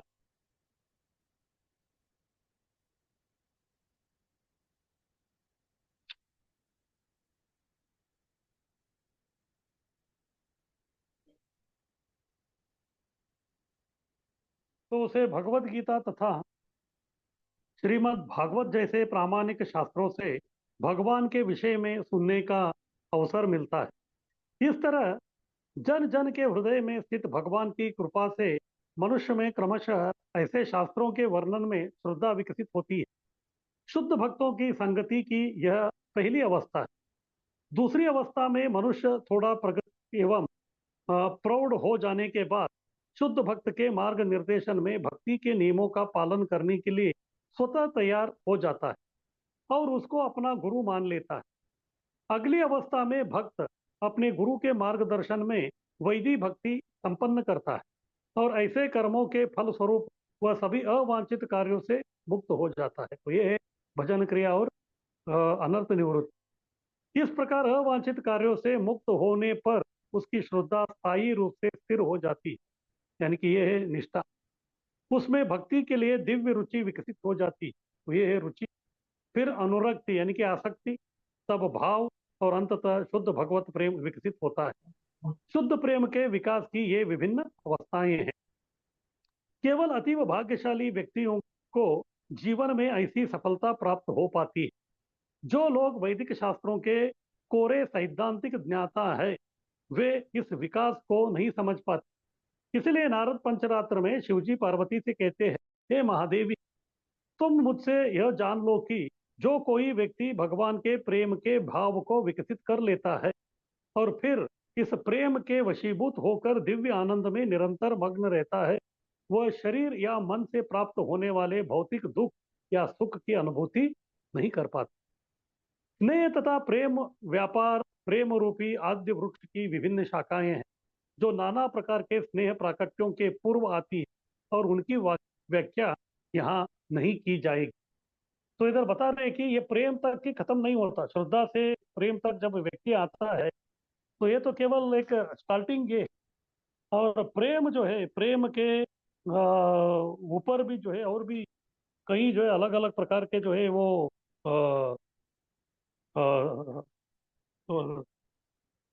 अलग अलग प्रकार के जो है स्तर है। जैसे प्रेम के बाद जो है इसके बारे में भक्ति रसामृत सिंधु में नहीं बताया है, और एक ग्रंथ है रूप गोस्वामी का, वो है उज्ज्वल नीलमणि, उसमें वो बताते हैं प्रेम के ऊपर भी जो है अलग अलग और स्तर है। तो जैसे 9 स्तर हो गए हमारे प्रेम का, उसके बाद 10वां स्तर है उसको बोलते हैं स्नेह, उसके बाद 11वां है उसको बोलते हैं मान, उसके बाद 12वां जो है वो है प्रणय, उसके बाद 13वां है राग, और 14वां है अनुराग, और उसके बाद 15वां है अलग प्रकार का भाव है ये, उसके बाद लास्ट वाला जो है वो है महाभाव। इस प्रकार से ये अलग अलग उसके ऊंचे विचार भी है, लेकिन इधर रूप गोस्वामी बता रहे कि उसके बारे में ग्रंथ में जो है वो चर्चा नहीं कर रहे हैं। इसका वर्णन श्रील सनातन गोस्वामी ने अपना पुस्तक भागवतामृत में किया है। यद्यपि ऐसे स्नेह तथा प्रेम व्यवहार का विषय अत्यंत गुह्य है, किंतु श्रील सनातन गोस्वामी ने उनका खुलकर वर्णन किया है। इस तरह श्रील रूप गोस्वामी भक्ति रसामृत सिंधु के प्रथम भाग का समापन अपनी कृति को दिव्य सौंदर्य के प्रतिष्ठापक श्री सनातन गोस्वामी तथा गोपाल भट्ट गोस्वामी, श्री रघुनाथ भट्ट गोस्वामी एवं रघुनाथ दास गोस्वामी को उनके दिव्य आनंद हेतु समर्पित करते करते हैं। इस कथन से लगता है कि जब भक्ति रसामृत सिंधु लिखा जा गया था तब महान भक्त श्री जीव गोस्वामी सक्रिय नहीं हो पाए थे, क्योंकि जस्ट तभी वो जो बंगाल से आए थे वो। इस प्रकार भक्ति रसामृत सिंधु के प्रथम भाग का भगवान के प्रति भाव प्रेम के वर्णन तक, जिसे आगे और दिया जाएगा, भक्ति वेदांत संक्षिप्त अध्ययन पूर्ण हुआ। तो इस प्रकार से जो हमको भक्ति शास्त्री के लिए जो 19 अध्याय इस भक्ति रसामृत सिंधु के जो चर्चा करनी उसको हम लोगों ने संपन्न किया है। किसी को कुछ पूछना है तो पूछ सकते हैं।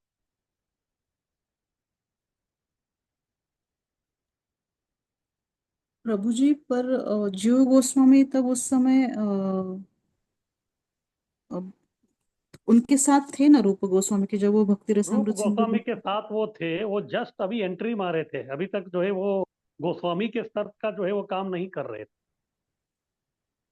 इसीलिए जब भक्ति रसामृत सिंधु ग्रंथ का ये हुआ था तभी वल्लभाचार्य जी आए थे, तो फिर बाद में जो है उनको पढ़ने के लिए उन्होंने दिया था, वो सब जो अलग पास टाइम है। तभी जीव गोस्वामी ने जो उनसे बात किया तो फिर रूप गोस्वामी ने उनको उधर से बहिष्कृत किया। उसके बाद फिर सनातन गोस्वामी जाके उनको वापस लेके आ गए। ये सब जो है तभी हुआ था जब भक्ति रसामृत सिंधु ग्रंथ का रचना हो गई। और सनातन गोस्वामी उन्हें कहा था कि आप मदद कीजिए रूप गोस्वामी को, तो जब वापस लेके आए थे। सनातन गोस्वामी ने रूप गोस्वामी को बोला, देखो चैतन्य महाप्रभु ने हमको 3 सिद्धांत दिया है, वो है वैष्णव सेवा, नाम रुचि और जीव दया। तो जीव दया तो करना है, लेकिन आप इस जीव गोस्वामी जो जीव है इसके ऊपर तो दया कीजिए। इस प्रकार से उन्होंने कहा, तो फिर उनको उन्होंने वापस ले लिया।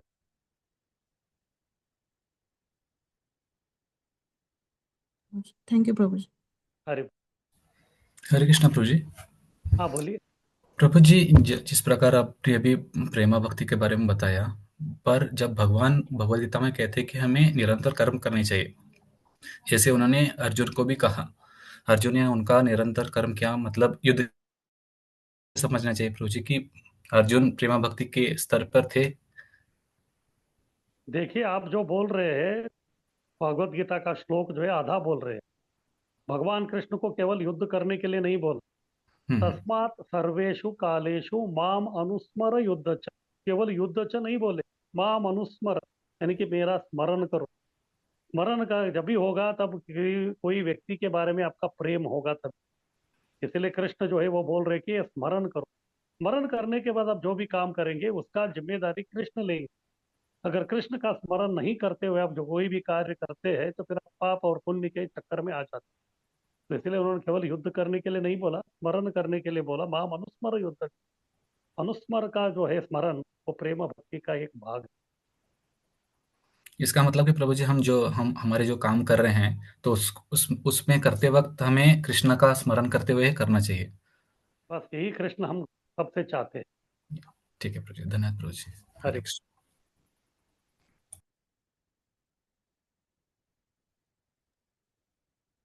हरे कृष्णा प्रभु जी।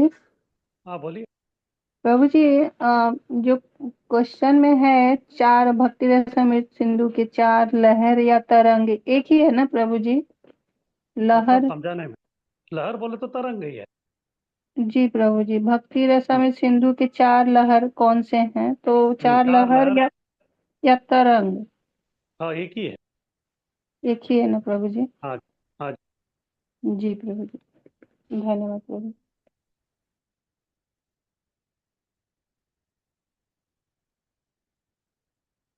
तो ठीक है, आप लोग जो है अभी परीक्षा का तैयारी कीजिए। अलग अलग आपका जो है डेट में थोड़ा सा परीक्षा होगा।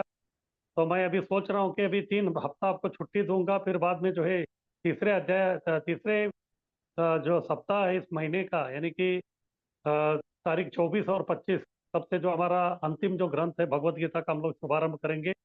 24 तारीख एकादशी है उस दिन। तो तब तक जो है आप अपना अध्ययन, जो भी असाइनमेंट लिखना है लिख लीजिए। और जब भी आपका डेट मिलेगा आपका सेंटर का, तो तभी जो है आप अपना अपना परीक्षा उधर दे दीजिए। ठीक है। हरे कृष्ण। प्रभु जी, लेकिन पेपर में अप्रैल में ही होगा ना प्रभु जी? हाँ अभी सब अप्रैल में कर लेंगे, उसके पहले अगर हो गया तो अच्छा है। देखते जी हैं। प्रभु। हाँ मैं बता अप्रैल। दूंगा, बम्बई बम्बई का जो है कभी ये बता दूंगा। शायद बम्बई का जो है मैं आपका लूंगा 1 2 3 4 तारीख को लूंगा, 4 मई। ऑलमोस्ट तो 4 एक में। महीना है आपका। हाँ 4 मई को लूंगा शायद। तो फिर तब तक जो है उसके पहले जो है भगवत गीता का चालू कर देंगे। ये नहीं, आप अपना तैयारी रखें। ठीक। जी 4 मई को लेंगे प्रभु जी, हाँ 4 मई 4 में को। संडे, 4 में संडे है ना। हाँ प्रभु जी जी। प्रभु। क्योंकि उसके पहले मेरे पास कोई संडे का टाइम नहीं है, मेरा दूसरा काम, मैं फ्री नहीं हूँ उसके लिए। और बाकी जो है अलग अलग सेंटर का वो गौरंग प्रसाद प्रभु आपसे बात करके फिक्स करेंगे। ठीक।